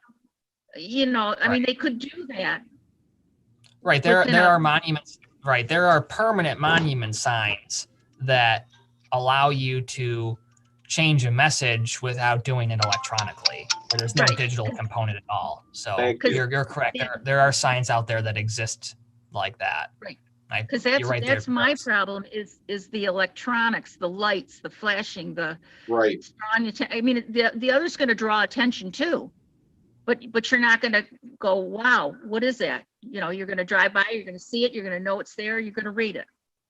Yeah. Which is exactly the purpose. Right. Exactly. Yeah, and Joe, I'm glad you raised the point about the school. I mean, I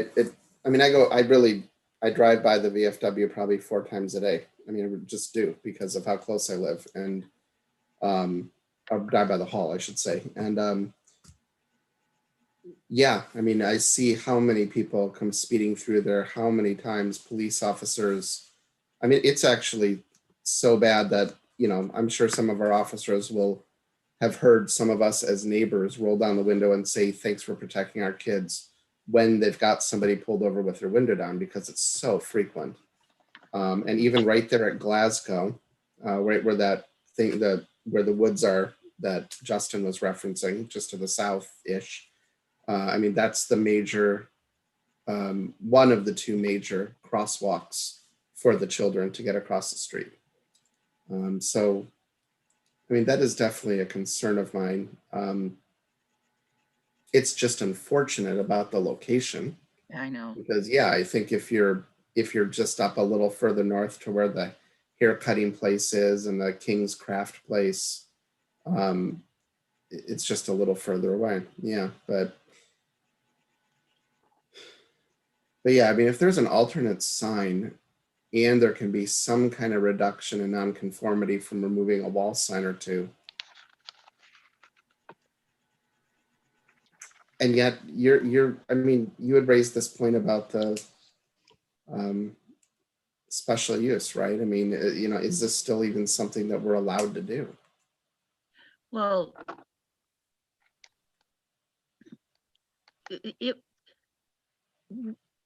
we would not be permitted, according to my understanding, we are not permitted to allow the electronic sign. That's what's not permitted in a residential district. Right, So right, it's right. no right, longer yeah. an electronic sign. In my opinion, we wouldn't be granting a use variance. I'm sure Justin's gonna jump in any second and tell me I'm probably wrong, but hopefully I'm not. I wouldn't dare to correct the chair. You're right in that. It's just, you know, we have one sign before you tonight, and we can't design signs. So I would be hesitant to grant anything without knowing, Oh, you yeah. know, what it is. Well, but where I'm coming from is if we deny or affirm your determination, then Right, they have some know that, alternatives.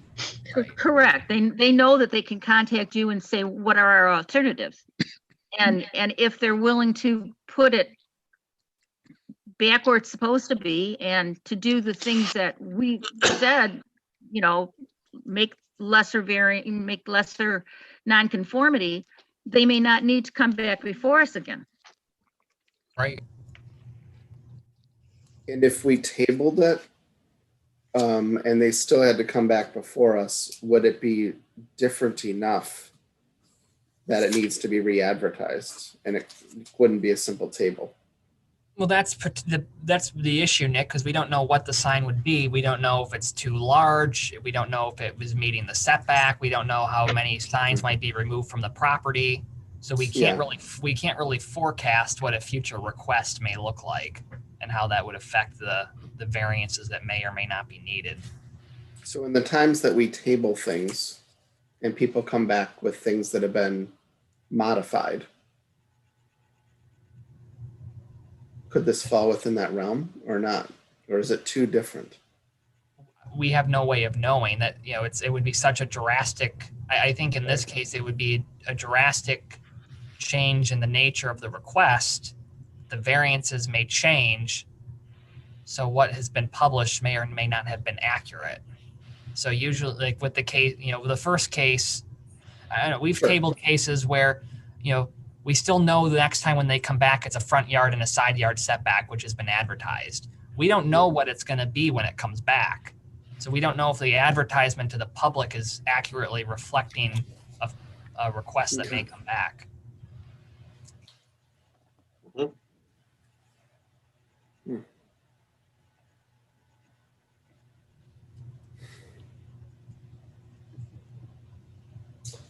So should we go through the list? Yes, I agree. So standard 1 is practical difficulty. A practical difficulty exists on the subject site, and strict compliance with the zoning ordinance and standards would unreasonably prevent the owner from using the subject site for a permitted use or would render conformity unnecessarily burdensome.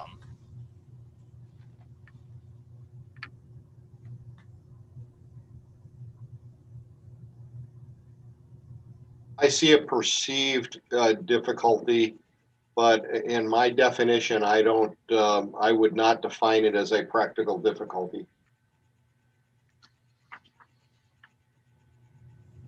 I agree. I think that the perceived difficulty is the zoning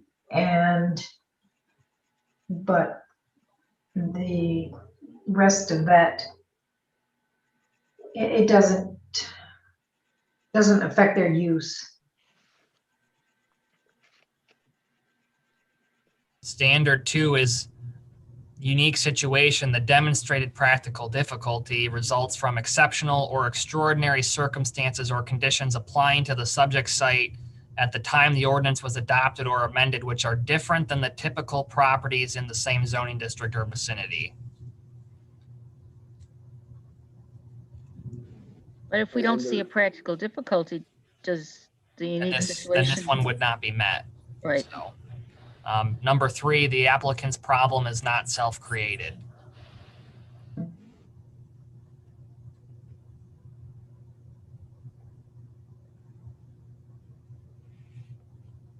I believe that we have actually pointed out some options for the applicant that would be more in conforming of the ordinance, and therefore what they're asking for is self-created. Criteria 4 is the variance would provide substantial justice by granting property rights similar to those enjoyed by the majority of other properties in the vicinity and other properties in the same zoning district. The decision shall not bestow upon the property special development rights or might result in substantial adverse impacts on properties in the vicinity.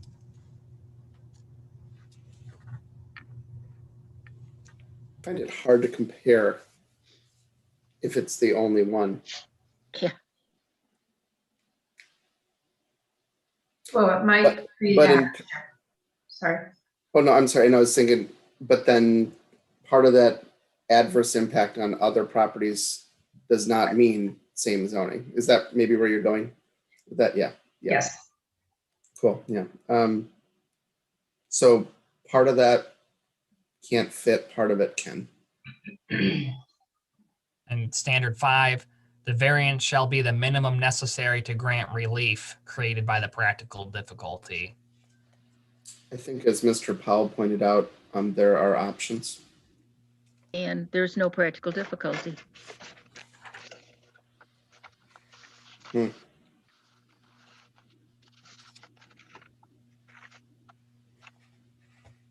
Any additional discussion, thoughts? I would just point out that the issues brought out by the applicant are very similar to what commercial property typically is concerned about, and that's visibility. And in a commercial district, it's very important that we support our commercial properties and let people know that they're there. I think everyone knows that the VFW is there. It's just now a question of, do we know what they're doing inside or what they offer? And I think that they have options to be able to present that to the public in a more in a better manner than what they are and what they've asked for.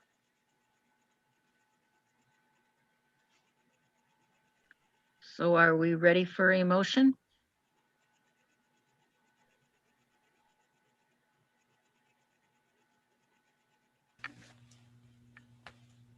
I'll make a motion. Go ahead, Dave.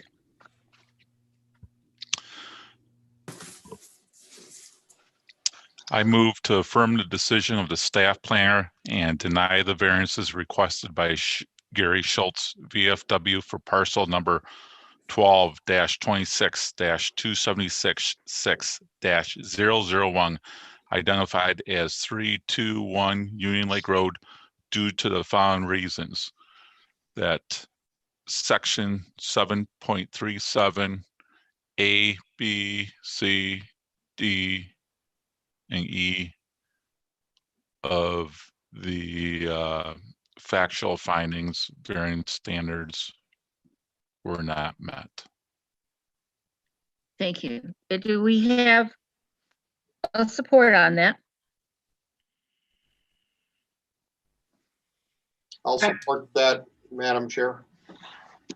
Thank you, Mike. Hannah, may we have a roll call, please? Walls, I'm sorry, I didn't hear you. Yeah, yes, I vote yes to deny the variances. Howell, Yes. DeHart, Yes. Spencer, Yes. Schlack. Yes. Gentlemen, I'm sorry your variance has not been approved. We have given you some information. Hopefully, you'll be able to perhaps meet with staff and discuss other options. But it's unfortunate that we could not grant a use variance. We are not permitted to do so. With that, calling the next case, Ken and Karen Madam Chair. Yes. Point of order. The Zoning Board of Appeals bylaws, Article 5, Section 5 says, actually, it's Section 6. Agenda items shall not be introduced for discussion or a public hearing opened after 10 p.m. The chairperson may approve exceptions when this bylaw would cause backlog in board business. So the chair would need to grant approval to proceed with the meeting. Well, I think since they waited this entire time, I'm going to grant that because it would be very unfair, especially since it took them all this time to get live with us. So we're proceeding. I'm calling the case. But thank you, Justin. You're right. Yeah, We did I was just obligated to say that. I know. I'm going on record as supporting our chair. Thank you. And I'm sure And that the patience of the Pilarski family. And I'm sure that Hannah will duly note in the record that Justin did his job and he did a very fine job. Yes. Allowing me to continue. So with that, calling Ken and Karen. I agree with continuing. Let's roll through this. Fair enough. Thank you. But thanks for raising the location point. is 8315 Cooley Beach Drive, also known as 1236-452-016. The applicant requests to construct an addition to a single-family house requiring variances from Article 3.1.6.e R1D, single-family residential side yard setback and minimum lot width. A variance from Article 7.28A, repairs and maintenance to non-conforming structures will be required due to both the value of improvements and the increase in cubic content. For the record, 25 owner occupants within 300 feet were notified of the proposed variance request. No letters received in favor, no letters received in opposition, no letters returned by United States Mail. May we have staff report, Justin? Thank you, Madam Chair. This property is approximately 4/10 of an acre in size. It's located at 8315 Cooley Beach Drive. It's located on Cooley Lake and zoned R1D, single family residential. The applicants are proposing to construct an addition to the house and intend to, the project also includes remodeling the existing house. On the screen is a plot plan provided by the applicant. They also had the property surveyed. The existing house is non-conforming to setbacks. The structure is located 4.5 feet from the east side property line and 6.9 feet from the west side property line. A minimum 10-foot side yard setback is required in the R1D zoning district.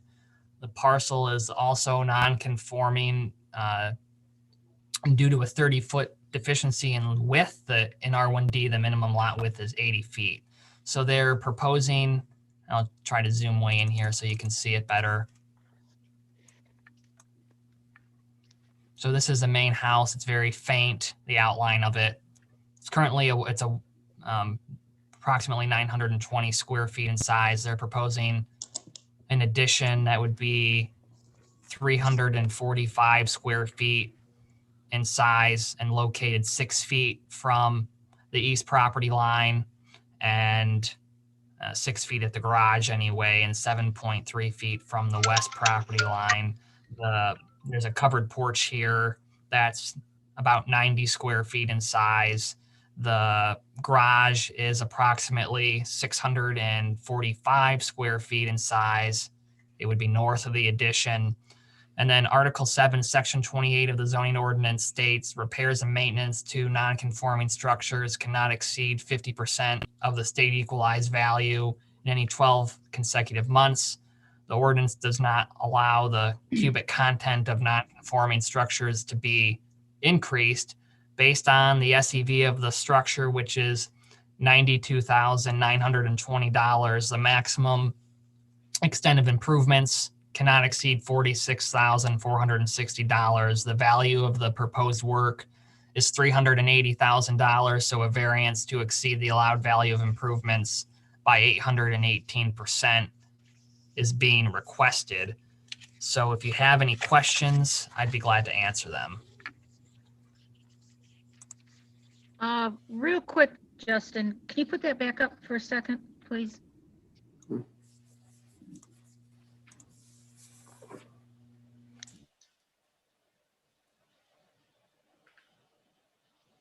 So looking at where the proposed garage and proposed addition are, to the right and to the left, I don't see any homes that close. Am I not looking at it correctly? They're farther north, so this house is set back farther. So here's the house to the northwest, and here's the house to the northeast. So this house is set farther back on the lot. Right. So my concern is, if we have to get an emergency vehicle in there, Right. there should be enough room to maneuver. There should be, yeah. There shouldn't be an issue with that was my only concern. Thank you. And with what you were saying, it almost seems that if this property were closer to the road, I mean, we have a house up there that's only 2.2 off. Right, but next to where that 2.2 is, there's a lot of vacant land. Oh yeah, that's I'm agreeing with driveway. you. I'm just thinking if the okay. proposal pushed it that direction, it would get tighter. Oh, we would have a real concern, yeah. Yeah, exactly. Yep. And the current house, which again is faint, but we see it. That is remaining, right? This is addition that's remaining. Correct. So I'm not seeing any change in view lines for neighbors much, right? Other than maybe behind the house, but not towards the lake. Correct. Okay. So we're not putting something out there further. That's helpful to see. No, but is it going up? Would it obstruct the view because of the height? Okay.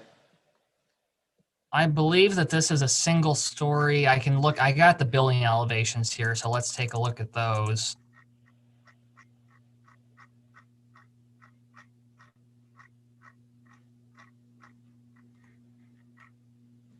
Oh, so it is getting taller. Yeah. So right now it's a 1-story house, and it would be, this would be a 2-story. Still 1 story. But the adjacent properties can't see over the existing house anyway. Right.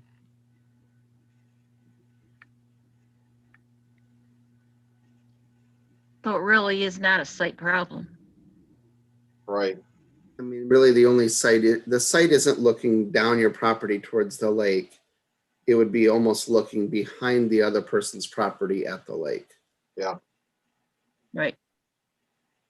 I don't even think that's a 2nd story. I just think that's an elevated roof line. So it's probably vaulted ceilings. It's not a 2nd story, but I mean, at some point someone could make it a 2nd story. It would be capable of becoming a 2nd story. Yeah, but it's just a vaulted ceiling. It's just a taller building. Yeah. It's making it look a lot more modern.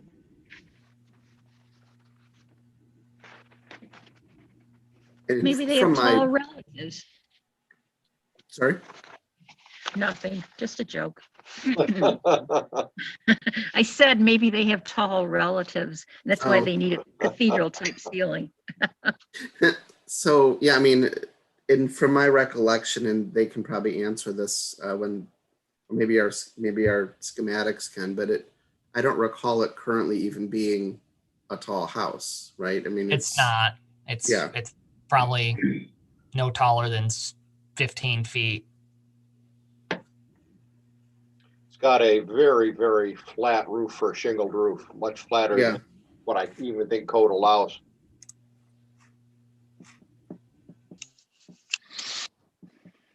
Any other questions of staff? I do have a question of staff, just ahead. very quickly. When I was out there, and I want to thank Mr. Pilarski for his kindness in showing me what he's proposing. Yeah, I certainly noticed, and then Mr. Pilarski helped me understand what his offer was. I was concerned about the eave overhangs.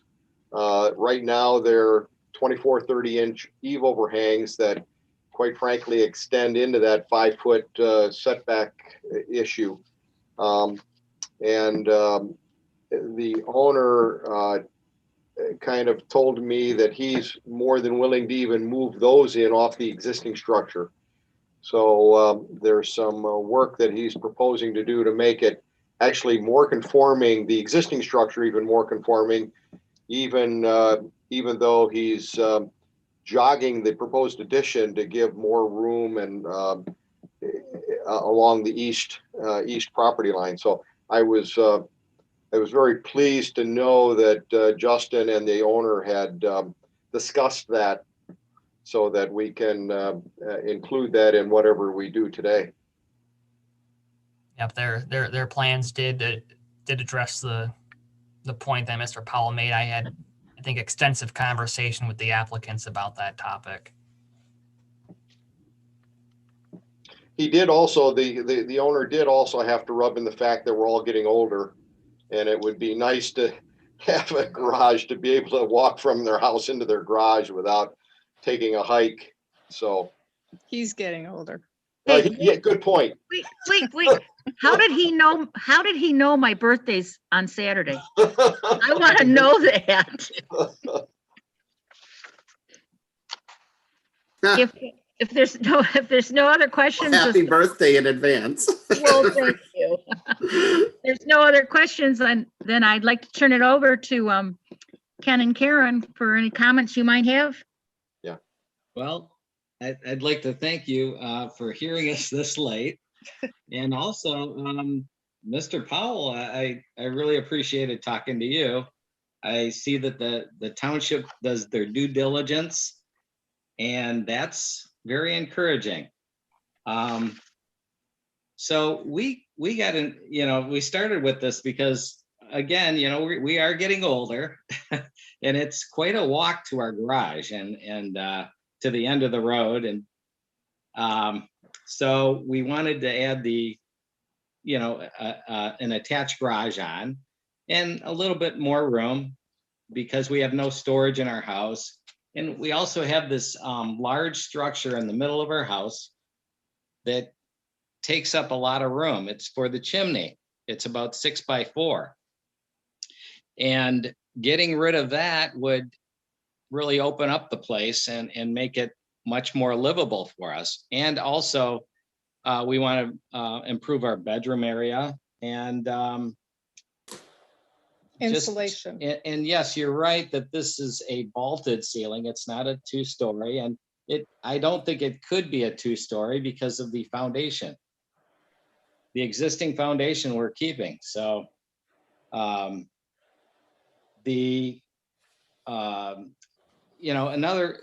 thing we're doing is as Mr. Powell talked about, we're reducing the overhangs so that it's approximately half of what they are now, to help accommodate for that, the variance on each side. And also, these are, again, you discussed this, these are staggered lots. They're not next to the adjacent house. And everybody has a view of the lake. They just look right down out their windows and they can see the lake. It's, this is a nice view. Also, we're going to be improving our electrical, our plumbing, our insulation. We'll be bringing everything up to code. Originally, this house was built, I believe, in 1957. And it was owned by Judge Gillis. And it was essentially a cottage. And bringing it up to code, there's a lot of things that I've seen over the years. We've lived here approximately 13 years. And there are code violations that I've had to find and improve upon. And frankly, this is going to be a big improvement to do this construction.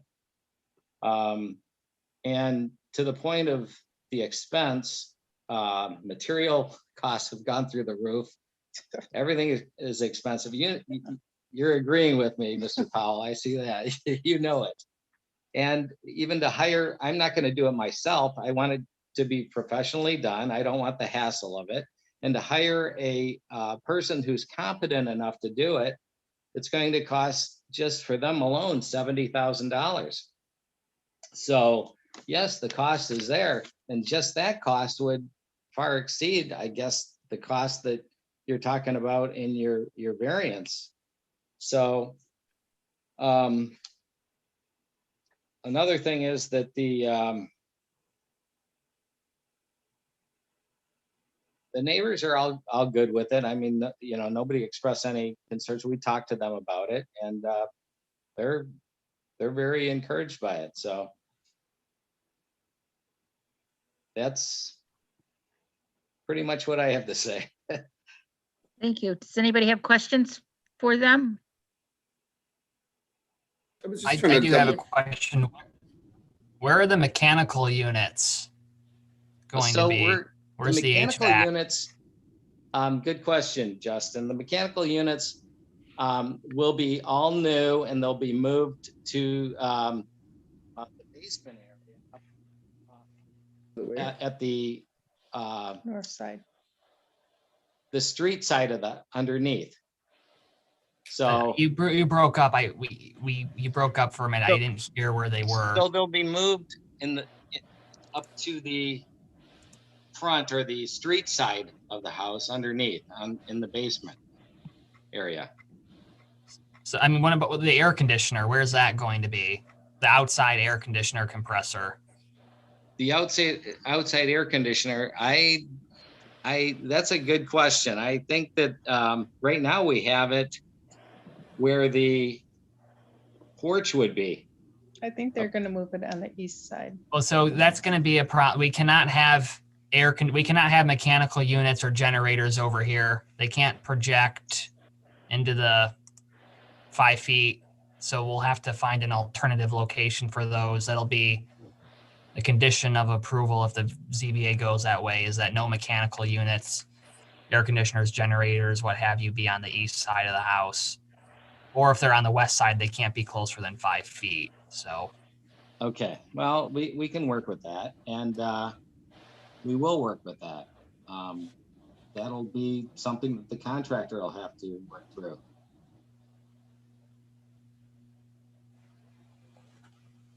Any other questions? I see it on the schematics, but it looks to me like you are leaving the old garage intact, correct? Or are you demolishing that? It's a decent structure. We're going to site it in the same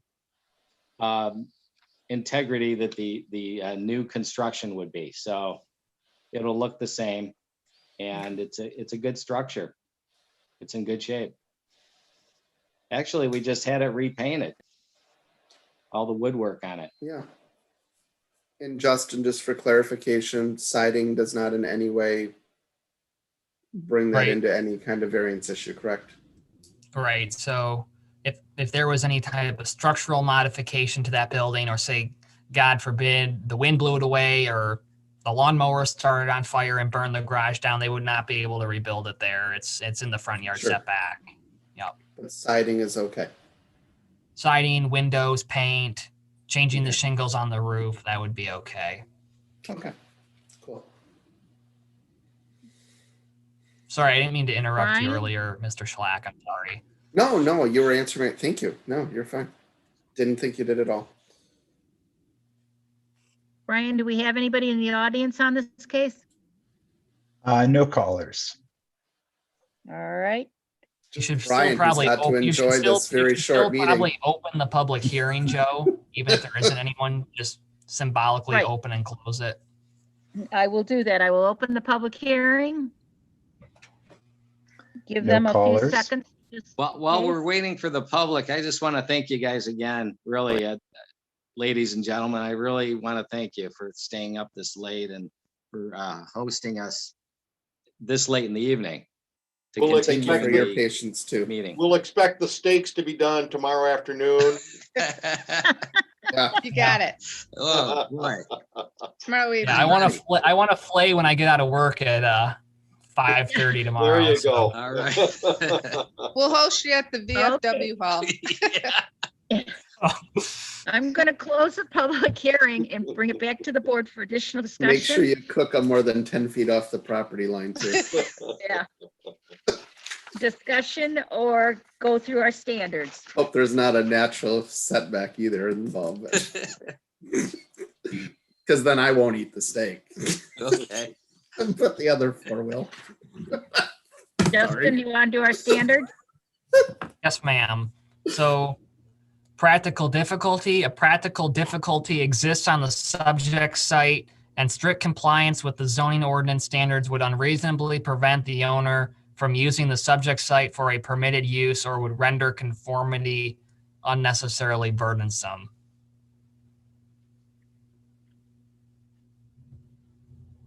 I see a Chair, practical oh, sorry. Go, go ahead. Mr. Powell. I find a practical difficulty in the existing structure.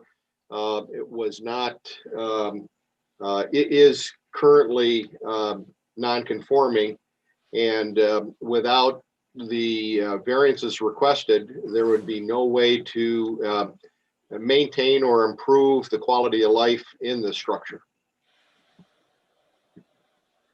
And Madam Chair, I see the practical difficulty as well. And I think this is just, you know, a really good example of a time that we're reducing nonconformities while still granting variances. I agree with you, Nick. Justin?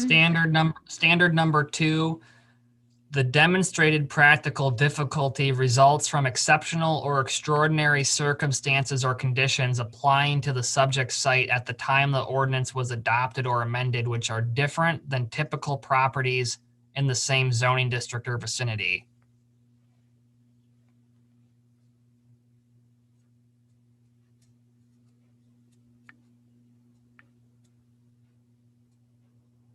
Well, it was a lot that was platted, and it was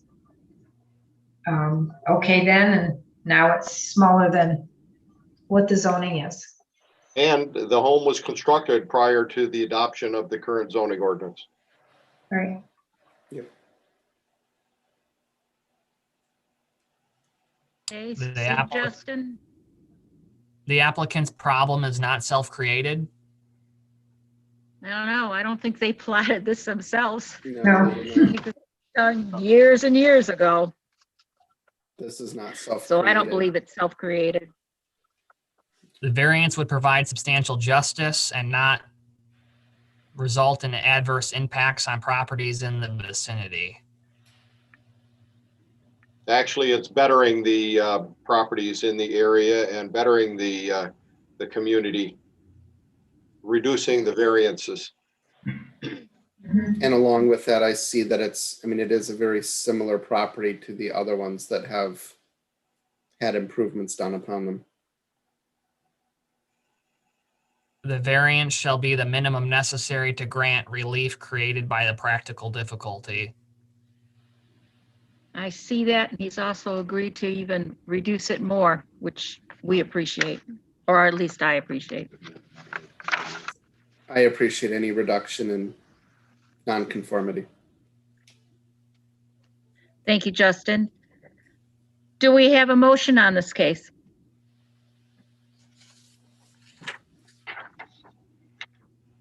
And as a reminder to whomever makes the motion, we need to make a comment about the HVAC, et cetera, location. Well, that's right up Mike's alley. And Make your favorite motion, Mike. Madam Chair, I move to approve the variances requested by Ken and Karen Pilarski from Article 316E and Article 728A of the zoning ordinance for parcel number 12-36-452-016, identified as 8315 Cooley Beach Drive, in order to construct an addition and an attached garage that would encroach 4 feet into the required east side yard setback and 2.7 feet into the required west yard setback, and exceed the allowable value of improvements to the non-conforming structure by 118.256%. Little dig there, Justin. A 30-foot variance from lot width, from the required lot width, is also granted from Article 3.1.6.E. This approval will have the following conditions. The applicant shall obtain all necessary permits from the White Lake Township Building Department. An as-built survey shall be required to verify the roof overhang setbacks from the lot lines have been modified from the existing structure, and that the mechanical units not be placed, that's the outside HVAC condensing units, not be closer than 5 feet to the property line. Thank you. Do we have a support? I will support that. And I appreciate the dig. I think it's hilarious, but 125.2, I really think you should say the 818. All right, well, I'll modify it to 818%. That's what I meant to second. You were about 700% off. So Such a generous. I couldn't let that dig fly. Hannah, may we have a roll call, please? Howell, yes. Black, Yes. Hart, Yes. Boss, Yes. Spencer. Yes. Ken and Karen, you have your variance. Give staff about a week or so to get a rough draft copy of the minutes to you. You'll need that to take to the building department. As I stated when I opened the meeting up, you have 6 months in which to pull a permit or you're back before us again, so don't delay, please. Good luck. Congratulations. Thank you. Congratulations. Appreciate it. Yes. Have a good night. Have a Thank good you. rest of what's left of the night. Any other business, Justin? We'll I see will you for note- steaks at the VFW hall. Yeah. I will Thank you. note, no other business other than I will note that your agenda, it lists your next regular meeting date of May 27th. Just, you probably saw the email today. You do have a special meeting next Thursday, 1 week from today. That's April 29th. That is at 6 p.m. because it's a special meeting. So your Zoom credentials for that and the packet went out today. So while that's not listed as the next meeting date on the agenda, just keep that penciled in your calendars that will be gathered 1 week from today, 6 o'clock on Zoom. You only have 2 cases next time, so that should be more manageable. I do want to say Suburban that farm too, right? Is that? Yes, they're both zoned suburban farms, and they're both in Section 8 of the township. So if you go by section numbers, I don't know if that means anything, but it's kind of interesting. And then I know we're here late, but I just want to commend you all tonight. I thought that the way you went through the standards and applied them and you read them and you said it is met or it isn't met and you said why. And I really think that was one of the most important parts of the training session that we had. And so I think that you did well tonight, and I hope that we can carry that practice forward because it really beefs up our minutes. It really gives a solid foundation to a decision you make. It would be something that's defensible and, just something why we ask that you not make declarations really when you're voting. Last summer, you approved a variance request, and while some of you were voting, you said this is getting 2 feet less non-conforming, it's 2 feet better. Well, that actually wasn't the case. The applicant said that in the meeting and it really wasn't true, but you kind of hooked onto it in the minutes. And so now we have some neighbors of that property are saying, you said you see what they said in the minutes, it's getting 2 feet less non-conforming and it's really not. Well, your intent, you granted a variance from a setback, and that's really all we can go on. We can't go into your intent. So that's just when we are listing reasons. That's why I was so let's keep them focused on the standards. When you have it all lined up, when you're voting, sometimes something can slip in there that may or may not, the intent is really irrelevant. You've already kind of relayed everything back to the standards. So, I was pleased with that. So I think going forward, let's just keep trying to do it. I think it worked well. We can try different formats or not, but I think reading the standards and then kind of a team effort of going through them and chiming in when you want to and who wants to.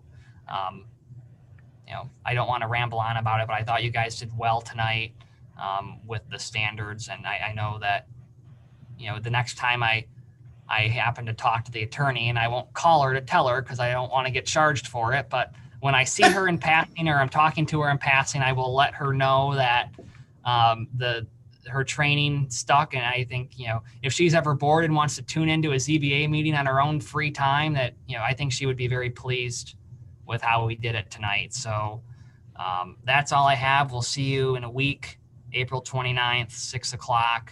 And then we do have the regular meeting in May. We're still on Zoom for the foreseeable future. Hopefully back in August, we'll be in person, but at least for the next couple months, we'll be on Zoom. So that's all I have, Madam Chair. Thank you. Okay, Justin, one quick question. Is there a meeting following ours that we have to rush on ours, or is there not? Nope. Next week? There is not. Okay, Yep. well, we're just early because that's what you set it for. Yep, because it's a special meeting, we have a little bit of flexibility with the start time, so. Okay, perfect. Brian, are you still on board with us? I am still here. Thank you, Brian, for all your help. I appreciate No, it. thank you, everyone. Thank you, Brian, Yep. and thank you, Hannah, too, so. Yep, Really thanks, appreciate it. Hannah. Yeah. She's already gone to bed. Nope, Good night, I still need a everyone. motion to adjourn. Oh, that's right. Motion to adjourn. Thanks, Hannah. You're welcome. Mike. Who's going to make the motion? To We should make adjourn. Dave do it. Yeah, what is he doing? He's on is it like personal call? What is going on here? Hey, this is expensive township time here. I'll make the Yeah. motion to adjourn. Thanks. Yeah. Thanks. And I'd like to go over the 5 reasons I think we should do it. All in favor? Aye. Good night. Good night. Nighty night. Good night. Night, Brian. Thank you, everyone. Have a good night. Thank you. Dave's gonna be shocked when we all